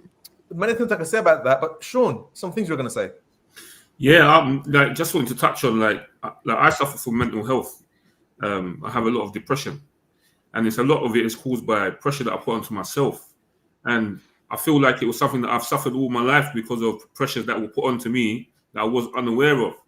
So before we end, I just want to say, in terms of that, like the mental health side of things is super, super important for the young kids, and for the parents out there listening, it's really, really important that we listen to our children, yeah, and make sure we really get a good understanding of who they are as a person, because us projecting ourselves or what we want or what we expect of our children onto them will give them pressures that you may not see or hear or feel, and they may carry them pressures with themselves throughout their lives, which is something that I've suffered from.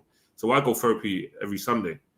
So I just want to, like, to the kids out there watching, to the parents out there watching, it's very important that we are open and we listen at the same time, and make sure that these pressures that we're all talking about now, because these are social pressures that some of us put on ourselves, other people put on us, and it can affect us later on. So when we do come to that place of failure, what we think is failure, it can be 10 times harder for us because of the other pressures. So I just want to say that, and make sure that you if you are feeling like that, you go and speak to someone, and you do get some help around that type of area as well, because it's really important. Sean, thank you for your vulnerability in sharing what you shared.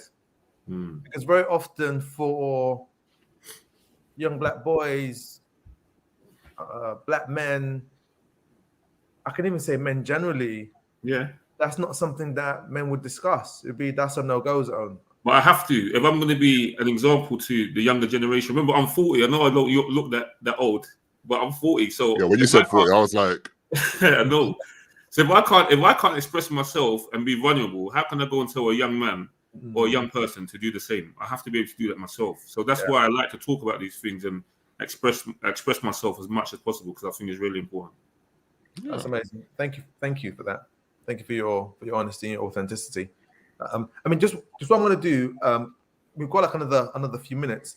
I'm going to just literally throw it open. I've got some questions, but I'm going to throw it open. Is there anything that you gentlemen want to really get across? Like, the floor is open. What do you want to say to those that are listening, to those that will watch? Bear in mind, we're going to put all of your details on our website so people can reach out to you. They can find out about Alex's book. They can find out about Shockwave's business and the podcast. They can find out more about Bossing the Game. They can find out more about Wakuda. So all that's going to be on our site. So kind of like that aside, unless you really want to talk about anything specific that you're doing that people should really be aware of, but what do you want to share generally? Like, the floor is open. Do you know what I want to share quickly? And it's more just a thought. Like, so everyone kind of on this panel is like entrepreneurial and stuff and doing their thing and stuff. I think we're like very much in a space and time where a lot of young people are pressured into kind of like, you have to be getting diverse streams of income. You have to be doing this. You have to be entrepreneurial. You have to do this, that, and whatever. And it's like, it's okay to not do that. It's okay just to try to progress in a company and do whatever you want to do. And I think that's like, from what I'm seeing now, that's something that really needs to be gotten across. Like, you don't have to do anything. You don't have to be on this trend of, okay, no, you're not an entrepreneur. Like, that's weird. Like, no, it's fine. Like, I work my 9 to 5. I'm doing whatever kind of thing, and I'm got my family, and I'm going to work to retirement, and this is what I'm going to do, and that's okay. Yeah. It's really powerful you said that. Because I definitely think that's important. Many more things I can say about that. Because one of the things we want to do with our programs is, those that want to go into corporates, that want to be professionals, want to work for these companies, we want to connect them. Say, here you go, this way. So really powerful. But yeah, it's open. I don't want it's going to be quiet now. I'm gonna flow through on that, because one thing I was actually thinking about was also that comparison thing, and I also think that's one of the biggest barriers for people, not just from a financial perspective, but from a mental health perspective. Comparison. When you're always watching what your friends doing, what's on social media, and you're just always looking, and that can get into your head where you think that you need to start a business, for example, and 9 to 5 is not good enough, or you need to have. I see this ridiculous Twitter post like, you need to have 100K before you can get all of those kind of stuff. Yeah, and it's so common, and you see them time and time again, and as ridiculous as it seems to me, I know to other people looking at it, that's their reality, and that's what they feed in their mind. And it's like, you need to stop watching what other people are doing and focus more on yourself. So that way you don't let anyone rush you or force you into doing something that is not really aligned to you. If you want to stay corporate, stay corporate. If you want to run your own business, run your business. If you want to do both, do both. If you just want to jam for a minute, it's perfectly okay. I mean, that example you just gave Alex is a good one where he knew what he wanted to do. And 10 years ago, it wasn't paying off, but he still carried on because that's what he wanted to do. And it's paid off. And there's so many people that we see where they'll see an idea and they do it for a minute and then they stop. They're like, oh, it didn't work out. It's like, no, like that's for me, that's always like, do you really want to do that? Because if you do, you find different ways to be able to navigate. And if you don't, then you let it go. Yeah. But are you doing it because your friends start to do something, therefore you decide to jump on it, or are you doing it because you really want to do it? And you need to have that strength of character to be able to step up and be like, that's good for you and I'm going to support you, but this is my lane, not that one. And therefore I'm not going to deviate from what my purpose and my path is. Yeah.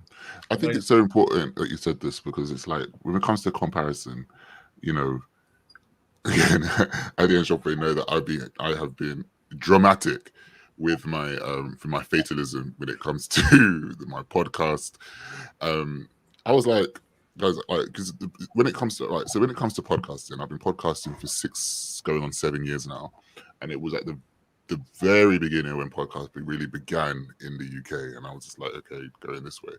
My comparison level though was very much focused on what's happening in the States and kind of the way that podcasts are working in the United States, and then you start to look at and you're like, okay, cool, I'm ahead of the curve here. But then you start to look at podcasts that are happening in the UK, and you think to yourself, well, why aren't people sharing mine? Why am I doing this? No one's listening. No one's doing this. And it's a lie that no one's listening, because I know the number of people that are listening. So I feel like it's very specific about looking at what narrative we are telling ourselves, and the kind of way that we are doing, and the markers for what this success can be and what this success looks like. Now, obviously, it'd be great to be earning loads and loads, like with regards to the content that you're creating. But with that example that I put out about Victor and stuff, that looks like almost 10 years in the making of him really kind of curating his content. And I know that, and I look at it as a training ground for what I want to do next, as a kind of portfolio or a bank of just interviewing techniques, being able to structure something, being able to be consistent with episodes, working on how to put these things out in social media and doing all this stuff. And sometimes I look at it and think to myself, it's actually kind of good that I don't have 10 billion eyes on it, because the way it's shifting sometimes, the way it shifts with how I'm creating and the journey that it's going on, it's shifting with me and how I'm doing it. It's shifted in color palette, it's shifted in content, it's shifted in name, it's done all these different things. Yeah. So yeah, it's all of that. But we are blinded by this big comparison thing. And if we're going to go into corporate ideas now, comparison, I remember when I was at work, when I was working, they said, don't ask people about what salaries they have and all this stuff. And I was like, oh, that's strange. Why would I, like, if you're on the same level, we're just gonna assume. He's like, all right, I'm just gonna assume that we have the same salaries, only to find out that I'm being paid 4 to 5K less than certain people who are on the same salary as me. If that happened to me now, tables would be turned in places and like thing. But at the time, I was very much like, what do I do here? Sort of thing. You start to tiptoe, but I had to find the answers I needed to find. But if that's happened to me now, with all the stuff that I've been through and knowing what your value is, then the comparisons just have to just dash away, because you're like, ultimately, I know what I want out of this. I know what I want to get, and this can't run. So again, it's about figuring out your value and figuring out all of that, and that's where the comparison stuff, you get pitted against people, and it's just long. Amazing. So let me just ask, gentlemen. So, like I said, our time has flown by. If you can, in 30 seconds or less, what's the one thing you'd like to leave our viewers with? Shopway. Shopway's like, I can't do 30 seconds. Ademola, what is going on? Let me go to Nathaniel. 30 seconds. Are we actually going with me? Yeah. Think, like, whatever you do or whatever anyone does, just make sure, like, you like what you're doing, you like the person that you are while you're doing it, and you're liking how you do it.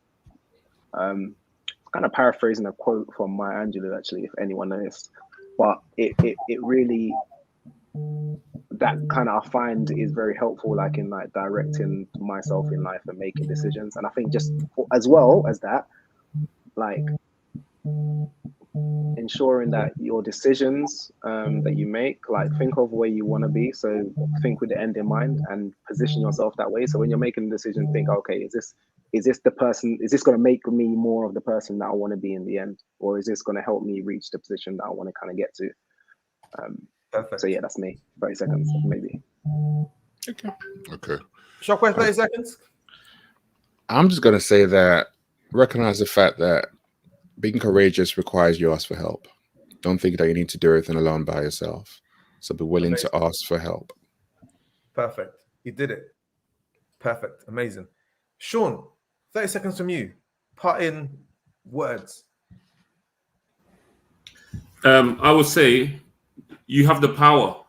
To everyone here, everyone listening, watching, you have the power. You have the power of influence. You have the power to do whatever it is that you want to do. Like I said before, we're in a time now similar to Malcolm X's and the Martin Luther Kings of years gone by. And in 50 years' time, when we have grandchildren and our children have children, and they look back on these times, they're going to ask the question, Granddad, what did you do in these times to have with your influence and your power? And you should ask yourself the question is, what are you going to say to them then? So what's in the game? Remember, focus, determination, faith. You have the power to do whatever you want to do and be whoever you want to be. Amazing. Thank you very much. Alex is just like, how am I going to do it? Alex, can you do 30 seconds?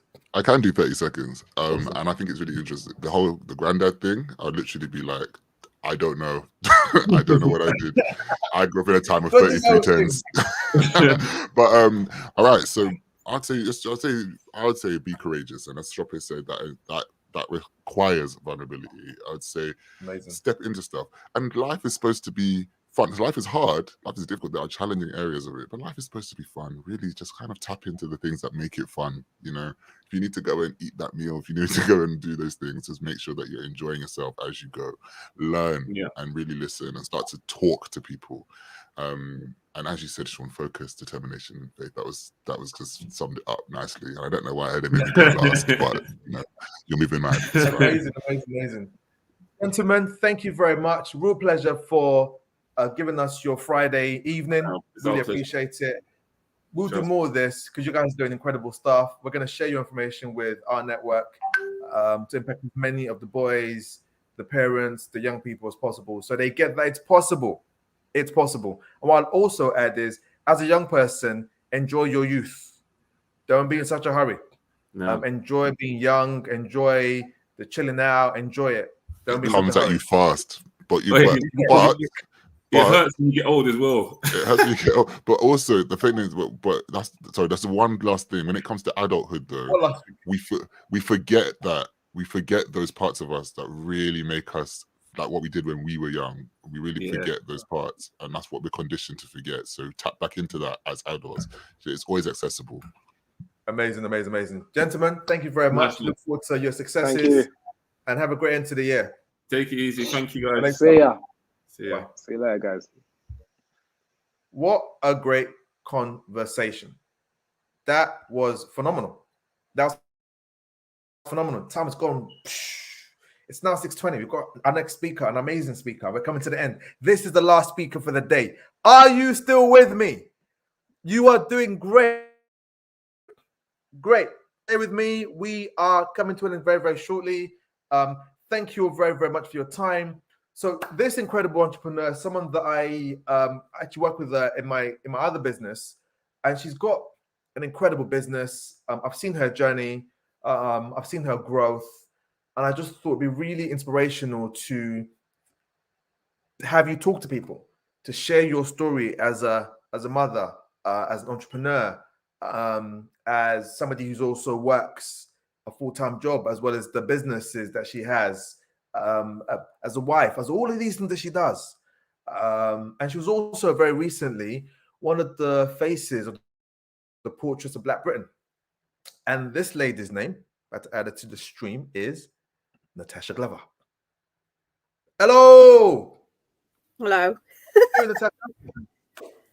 Wow. I'm doing well, thank you. How are you?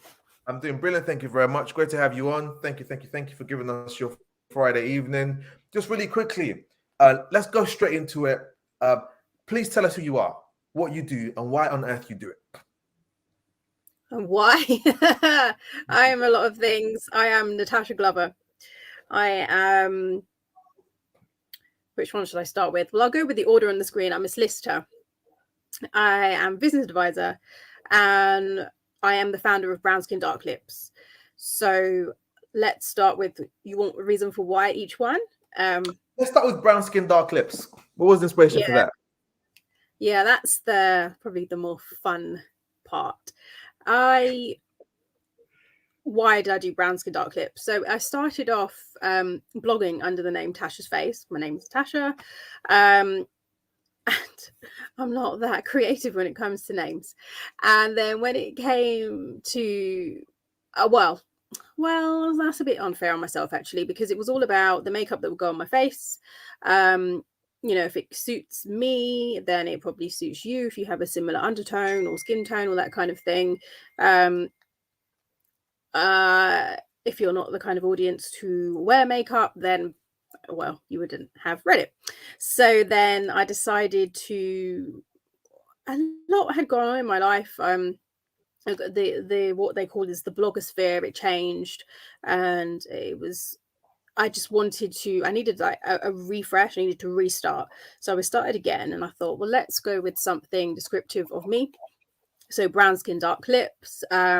Underneath this pale lipstick, there are lips with a dark outline, which was not considered beautiful when I was growing up and first experimenting with makeup. Nowadays it is, and people actually put it in. So there we have Brown Skin Dark Lips, which was my creative outlet from my job as a solicitor, still blogging about beauty products and things, and playing with makeup and sharing my looks. And then I thought, I'm going to take this further. So the triggers for that would have been becoming a mother of two. I had one child already, then became a mother of two.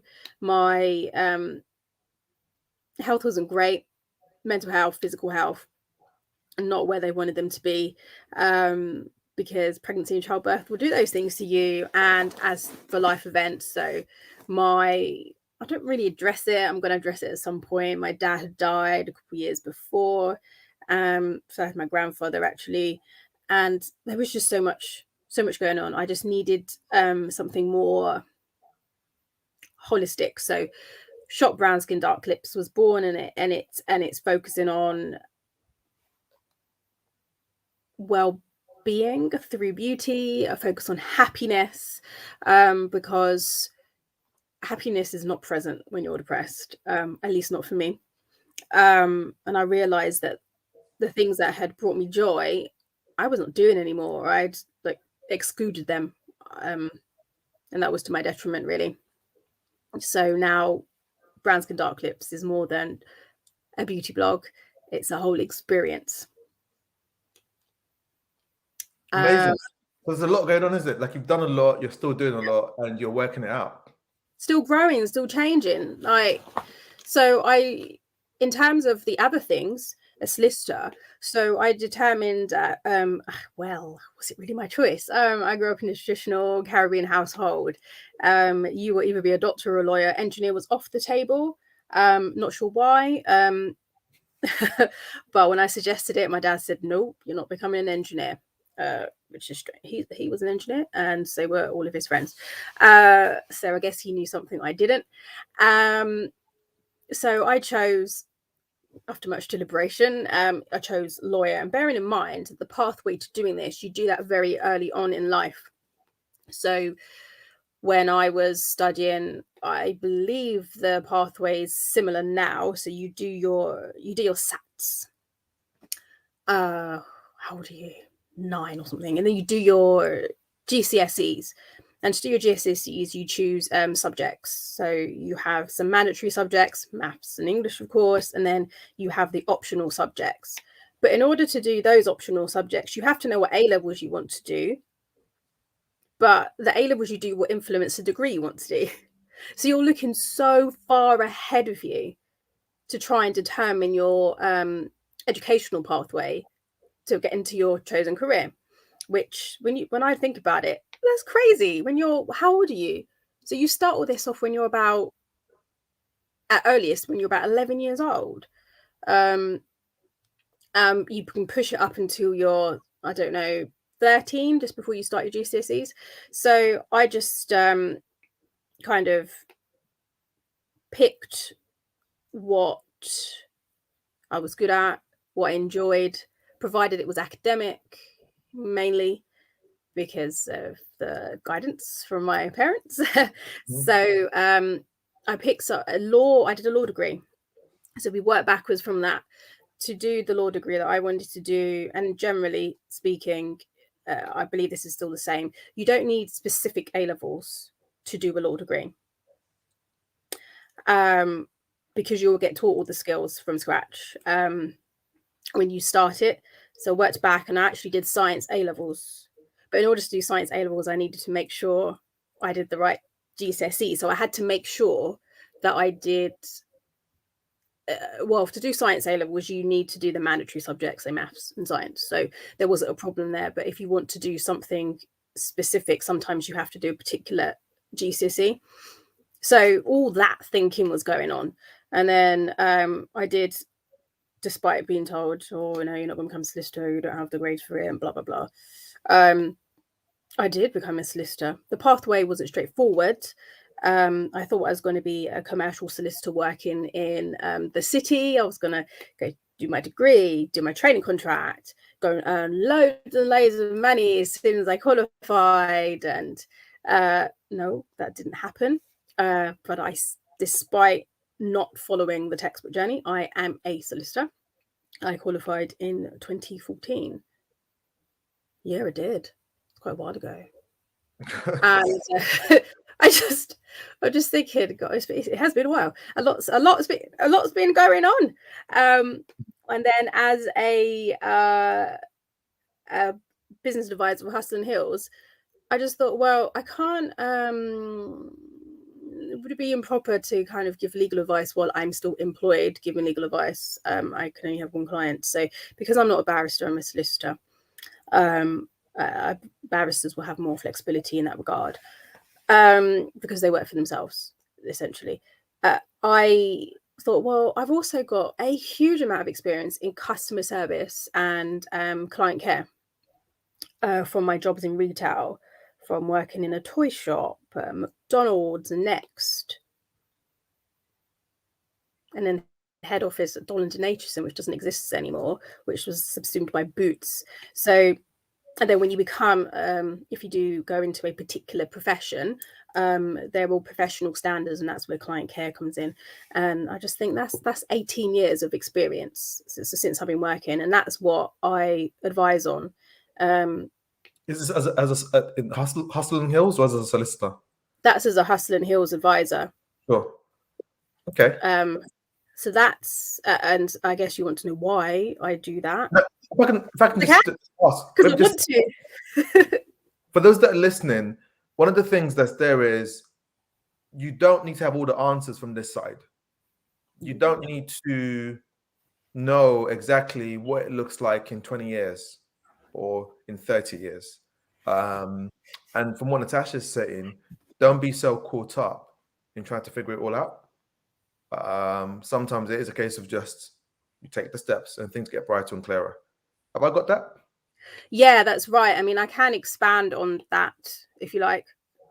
Yeah, go for it.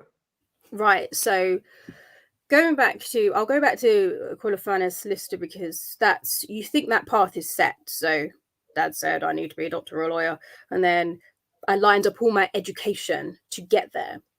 So what happens is the main route, it's not the only route. So you could do a 3-year degree or a 4-year degree. I did a 3-year degree because I just wanted it over as soon as possible. And then when I was studying, you would then go on to do another year of full-time studying, which is supposed to be more practical, called the legal practice course. There's a different name now. And then in theory, whilst you're doing that legal practice course, you're applying for training contracts, and training contracts are a 2-year on-the-job training to become a solicitor. Because at the end of that 2-year training, you are a solicitor qualified to practice in England or Wales. My path was more like go to university, finish my degree, not get a 2-1 or a first. So that is a challenge right there. But I was never one to give up. I just thought, well, you didn't. It's not impossible. You say it's difficult. Not you got qualify if you get a 2-2, but that's just difficult, right? It's not like my path had been easy up to now anyway. And then I worked for a bit. So that's after I left university. That's when I was working in Jones Bootmakers, a shoe shop. Donaldson Aitchison. There were some periods of unemployment which were dark times. Mm-hmm. It's not pleasant going to seek job seekers allowance. Whew, What did you learn over that in that period? I'm thinking about listeners are dealing with a similar thing. What did you learn? That when I left university and didn't have the job to go to afterwards, and ended up claiming job seekers allowance, mm-hmm. I learned that I never want to claim job seekers allowance again. I didn't know what I was going to do, but I didn't want to do it again. And I also learned that actually I could probably, because I don't know if it is still around now, but what it was is that you had to kind of prove that you were job searching in order to get the payment. And the reason I took it was because, although I was living at home, I took it because it affects your national insurance contributions. So I didn't want to mess up the national insurance, which ultimately leads to state pension. So that's why I signed on. But you are alone. Well, I was alone in doing it. You're alone in your job search. And then I felt like I was getting judged. Oh, you got the law degree, so why aren't you becoming a lawyer? And let me say something now. Most people that do a law degree do not become lawyers. Like, it's not because they failed or anything. It's because they just don't want to, or that was never the ambition. So to be judged like that was really, really difficult. And to go to interviews and for people to see the law degree on my CV and be like, oh, you should be a lawyer. No, actually, I should be the thing that I'm applying for right now because I put in the time to apply for it. So I just learned that it doesn't matter what I do. I can't go back there. But actually, I don't need to because I know how to apply for jobs like those. That remembering that actually getting out of that was all on me. Sure, it wasn't through them, and it's quite a motivator. Sure. If I was to lose my job now, what would I do? Apply for jobs, sell my stuff, do all those things to keep me going. I just don't want to go back there. That was hard. And when they tell you that they just tell you, oh, you may get depressed, you may feel depressed. It's like, but that's not very helpful because when that happens, or if it happens, you're stuck. Like you need the nurturing, the help to get out of there. Wow, it's been a long time since I've had to think about that, and it's quite a lot. Can I just say, so what I hear from that for those that are dealing with this? So I shared the unemployment figures earlier. It sounds like what you did was you turned that as a source of let me know if I've got it, as a source of resilience, that I've dealt with that and I'm never going back there. So I will make it work so I don't go back there wherever it takes. That's what I'm hearing. Yeah, and yes, that is it. It's I can't say it always troubles me, but it's hanging around. It's like you have a plan B. So my plan B was if I lose my job, then I'm going to whoever's hiring, and if it means going back into fast food or selling shoes, I would do it. it's taught me that the whole journey was actually quite a lot to learn. It teaches you how other people perceive you. It teaches you that you probably have more skills than you know, that you could do more jobs than you think. So if you take, I did a law degree, yes, so that means the skills I acquired was I would have had a good standard of English. I can write. You know, you had your, I'm going to say computer skills. That makes me sound old, but you know, you can type, you could use the internet, you've got the research. So in terms of if you lose your job, just stop and think, like, what are the skills that I actually have? And you could actually probably end up writing a really long list. So for me, I was applying for jobs that are more administrative. So people that asked for particular English skills. I was going to say language, but I'm not going to say, I don't really speak any other languages, so that's not very accurate. But if you speak other languages, then that could actually be an advantage for you. Skill, yeah. Yeah, definitely. Anything that involved planning or organization, because you have to do those things to get through university. So you just kind of have to think wider. Is that one of the... Hello? One of my little ones, the bigger little one has just come in to tell me the little one is unwell. The life of a mother, eh? Yes. So, and he knows I was in here doing this, and he knew it was serious enough to come and tell me, but I can hear that my husband is... Oh, my poor little baby. Do you want to go and see to him while I look after this? He's okay. My husband's... He's good. He's good. I can hear. It's all good in there. Well, you know, it's under control. So I was talking about transferable skills. So I know people bandy around this term about transferable skills, but that's what I mean. Like, I knew what I did to get to that point, and I can now. And you, if you're in the situation now, I would say, try and draw it all out, and you'll actually probably be quite pleasantly surprised. And to me, so if the situation was to happen again to me, then I would draw on those skills. And in fact, that's what I did to become the Hustle and Hills advisor. I hadn't given business advice before in that way, but I have the skills to do it. So that's how that came about. We're back to the journey. I wasn't unemployed for that long, but it felt like a long time. So if you're in that situation, it does feel like a long time. And I got a job. What job took me out of there? It's funny, I got a job that was the administrative job up in London. So basically most of my money was going on travel to central London and back out again. But I was working full time. It was all good. And I had also applied to do the legal practice course, that 1-year course I was telling you about. I actually did it I applied to do it part-time. So that meant doing it in the evenings over 2 years, so I could work during the day, because you know how I didn't want to go back to being unemployed again. I couldn't bear the thought of not earning money. So I decided that my studying and working would go at the same time. So basically what I hear is you found a way to make it work. Oh yeah.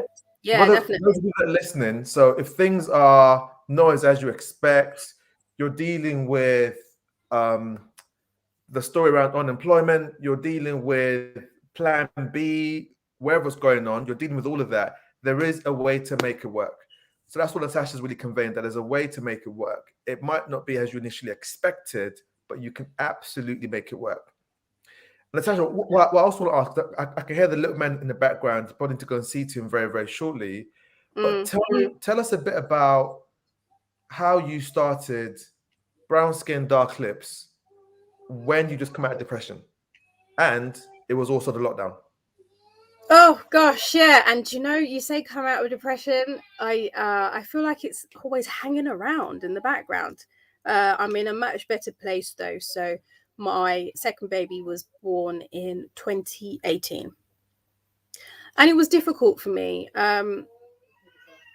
The physical difficulties you go through, and you're just kind of left, oh, you've only had a baby. It's not a big deal. Women have babies all the time. Yeah, well, you know, it was difficult for me. And then you've got because it was a difficult pregnancy. I was feeling quite low anyway. And then you have there's all these rushes of hormones. And that can contribute to, they call it the baby blues, but for me, I think it was just more extreme. It was more depression. So it's really funny. You do feel this kind of weird kind of drain and you don't realize. So it gets to the point where, in early 2019, I just went to the GP and says, I need help. And the help that GPs can offer, they can send you to counselling and they can give you medication. And I have to say that this GP was very empathetic. It was really, really nice of him to listen to me, because, you know, they're quite strict on their 10-minute time slots, but he didn't do that. So that was nice. And I resisted taking the medication. So I was worried. I was breastfeeding. I'm like, there are side effects. There's a lot of side effects that you may or may not get. And I agreed to start the counselling because I had done that before. This was 2019. Yeah. And then I thought, I need to do something else, because there's many factors that trigger depression and there's many things that can help you handle it. So I took myself away to there's a place in Italy which had treatments and stuff that I thought would help me based on Chinese medicine and the surroundings. It was by Lake Garda, and I need to be near water. It was a very difficult decision for me to do because I was breastfeeding my baby and stuff like that. And it was a few nights away. But I did that, and it was kind of like a reset, because they say that lack of sleep at least can be a factor in depression. And with a young baby, when you get woken up, it's not necessarily the lack of sleep, it's the interrupted sleep. And I got back and I thought that was a really good reset point. So that means I had time to myself to think and in my head. And by then I was taking the medication. So the medication acts to on the chemicals in the brain, so you don't have this sudden drain of I think it's serotonin, the happy hormone. So all together, those things, and I thought, I just felt like I was at rock bottom, the bottom of that dark room. That was awful. And how did this lead to how did this lead to you starting the company? How was it? Well, the only way is up from there. And I just thought, well, I've been through, my body's really been through it. Now my mind is a mess. I need to stop talking about doing things and do them, because there's never going to be an ideal time. And I've just been through the worst time, and I hope that is the worst time I'm ever going to experience. So I'm going to stop thinking about maybe designing stationery and face charts and stuff. Stop talking about it and do it. Just do it. Like, seriously, what is the worst that could happen if I try? Because I've already been at the bottom. So I just decided that was in that 2019 that I had changed my blog from Tasha's Face to Brown Skin Dark Lips, the name. And I just found all these barriers. Oh, I can't do it. It's too difficult. But I thought, no, it's not even difficult. So early 2020, February 2020, I was like, right, I'm going to incorporate. So found one of those online agents, did the thing at Company's House. And I was like, right, I've taken action. I've incorporated. So now I have to work. I have to do something, because I've set up a company on Company's House. It's there. Brilliant. Amazing. So for those of you that are listening to this, don't know what you're dealing with, what you're experiencing, here is an example of somebody who was at a low point and was able to use that to launch something that's impacting people today. And that's making a difference. And launching, so incorporated February 2020, the month afterwards, when the lockdown happened, and you've still been able to persevere and literally to go through it and to press forward, as well as raising two Black boys. You were also recently one of the faces of the Portraits of Black Britain. So you're doing great. Well done. Well done, Natasha. Thank you. Amazing, amazing. Yeah. After Anything those you want dark to say? times, I just need to say yes if I like the look of it, or it's going to be a good thing. Just live. You know, I need to live. Do what will make me happy. Amazing. So I do know that they got to go soon, but what's one thing that you would like to leave people with? People that are listening, people that watch this, what would you like to leave them with?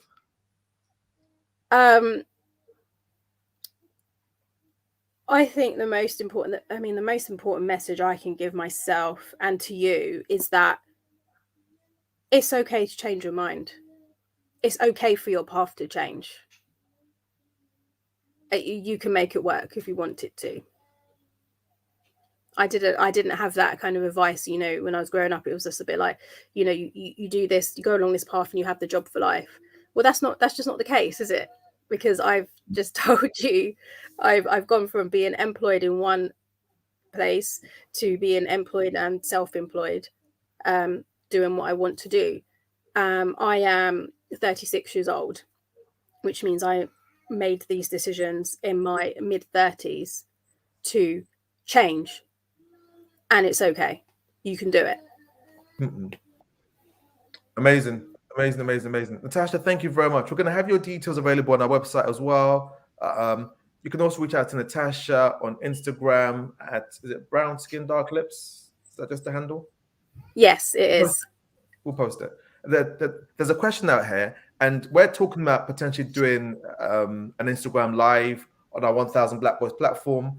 For the questions, we can literally ask you the questions, more questions on that platform. But thank you very much for giving us your Friday evening.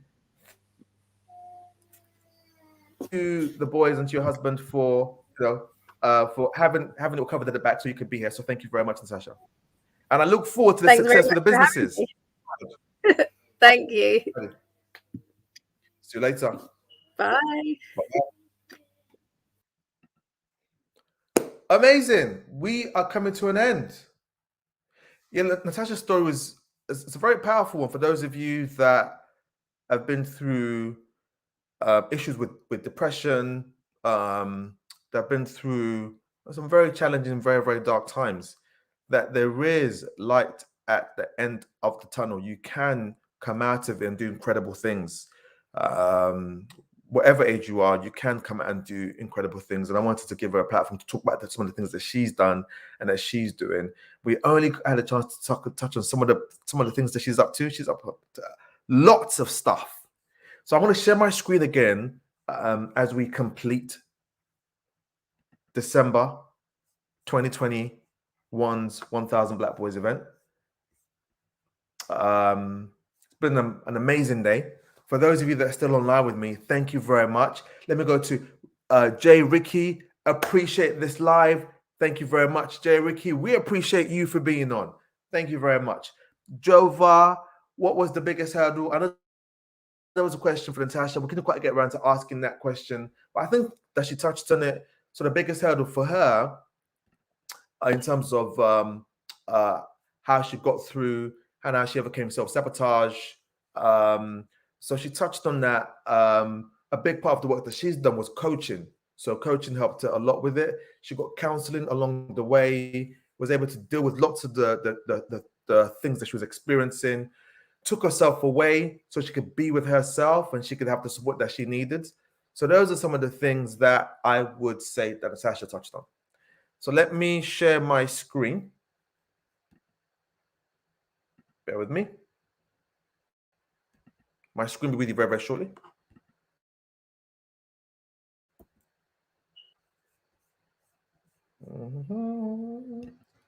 We're nearly there. Okay, we are loading.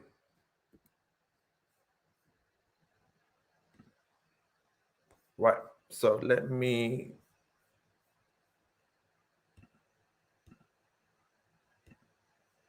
Right, here we go. Yes, you can see it. So we're closing out December 2021 event.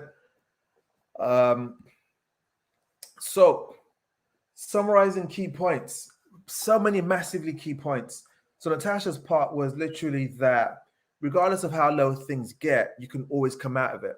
Regardless of how challenging things get, there is a way. There is a way. You can literally come out of it. Absolute gems from the panel before. The main consistent things that I was getting is move in love with purpose. Do what you love. You can create something around the things that you love. You don't just have to survive. Do what you love. Shockwave said something along the lines of courage is actually asking for help. And then Alex elaborated that it's the vulnerability. It's really powerful, really important to be vulnerable. Whatever you're dealing with, share with people, talk to people that can support you. Really great points from the panel. Then Tyrell talking about his business and what he's doing. Stay true to yourself. There's that theme again. Know your strengths and weaknesses. Believe in yourself. And then we have Joseph and Ranish. Similar thing. Ranish's was live life on purpose. Live life on purpose. Really go for it. It was a similar thing from Joseph. Be true to yourself. So don't just follow the crowd because other people are doing it. I'm going to do it. Don't do that. Do what works for you. Do what's true to yourself. Nadine spoke about entrepreneurship. Like, remember that there are no limits. Discover your superpower. Break the stereotype. These are things that you can do. And you can come back and actually watch this. But let me summarize the rest of it. So 3 tips for you. I'll go to that towards the end. I'll give you 2 quotes as well. I'll share with you future dates. We've got future dates lined up already for 2022. I want to thank my amazing, incredible team.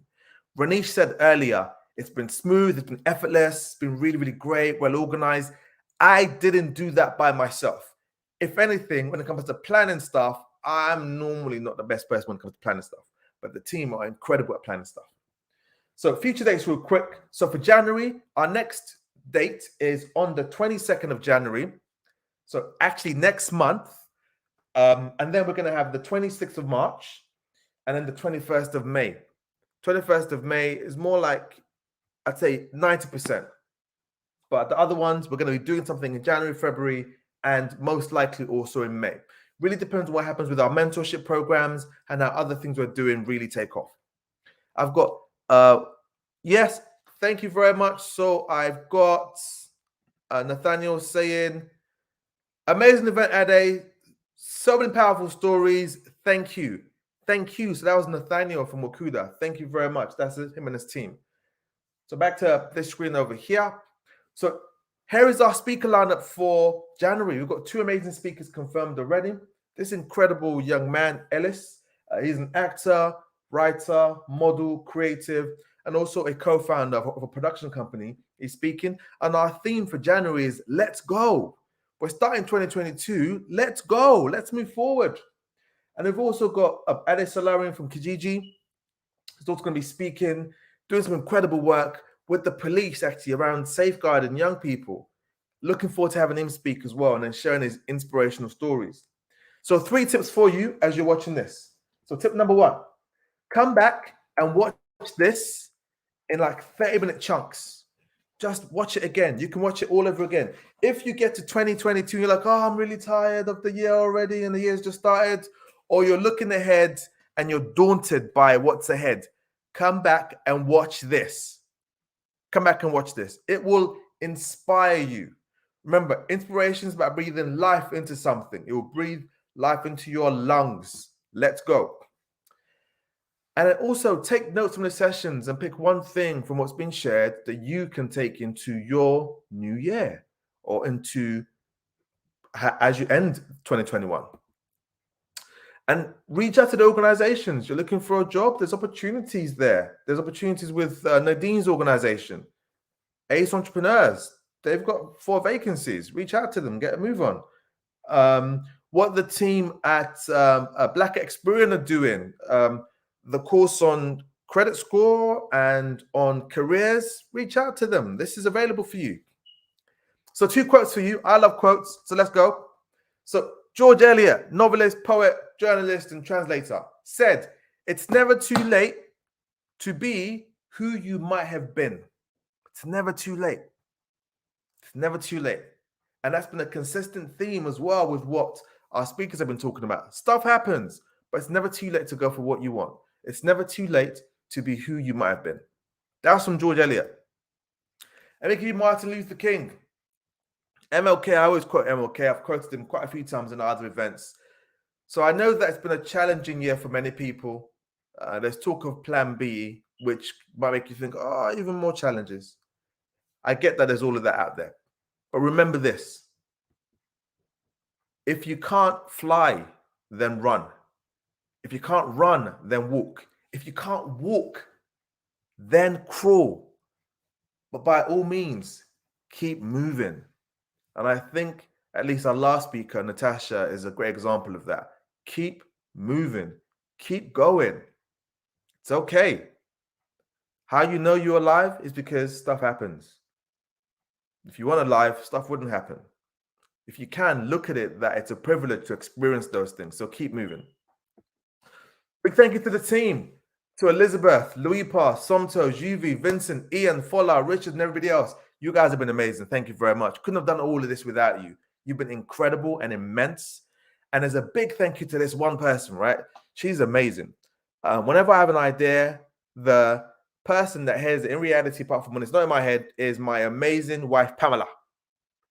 And she supports a lot of things in the background have worked really, really well. She's helped to make that happen. So big thank you, wife. Thoroughly appreciate you. You are amazing. And let me also tell you about her 2 businesses. She's got these 2 incredible businesses. Plug. She's got a company called Unveiling Pearls, where they do work with young women on inner beauty, self-esteem, and really embracing their uniqueness. Reach out to the organization. They do incredible work. And she's doing lots of work. She's doing she's a certified counselor, and she's working on being fully qualified to make even more of an impact. So that's what Unveiling Pearls will cover. Unveiling Pearls, Unveiling Beauty, do incredible jewelry, and there's a stand at Brent Cross, and you'll be seeing my face. They'll be like, "Hey, come buy some jewelry." So those are my wife's 2 businesses. So December, we're closing it out. Stay connected. This is how you find us on all of these platforms. That's where we are. Thank you. Stay in touch. Have a great Christmas and a great New Year celebration. Make sure you enjoy yourself. Take time to enjoy this time of the year. And I'll see you. We'll all see you on the 22nd of January, 2022. And like we all say, we say this at the end of our 1000 Black Boys sessions. So we know things are happening out there in the world. Things that are unexpected, some things that you do expect. But don't be resigned about life. It's the gift of life. If you're still breathing, you are still in the game. So don't be resigned about life. Don't give up on it. Keep going. If things aren't going as you want it to go, you can do something about this. And together, let's do it. Let's transform the world. See you later. Bye-bye. I want to press end broadcast. Bye-bye, everybody. Have a great Christmas and a brilliant New Year.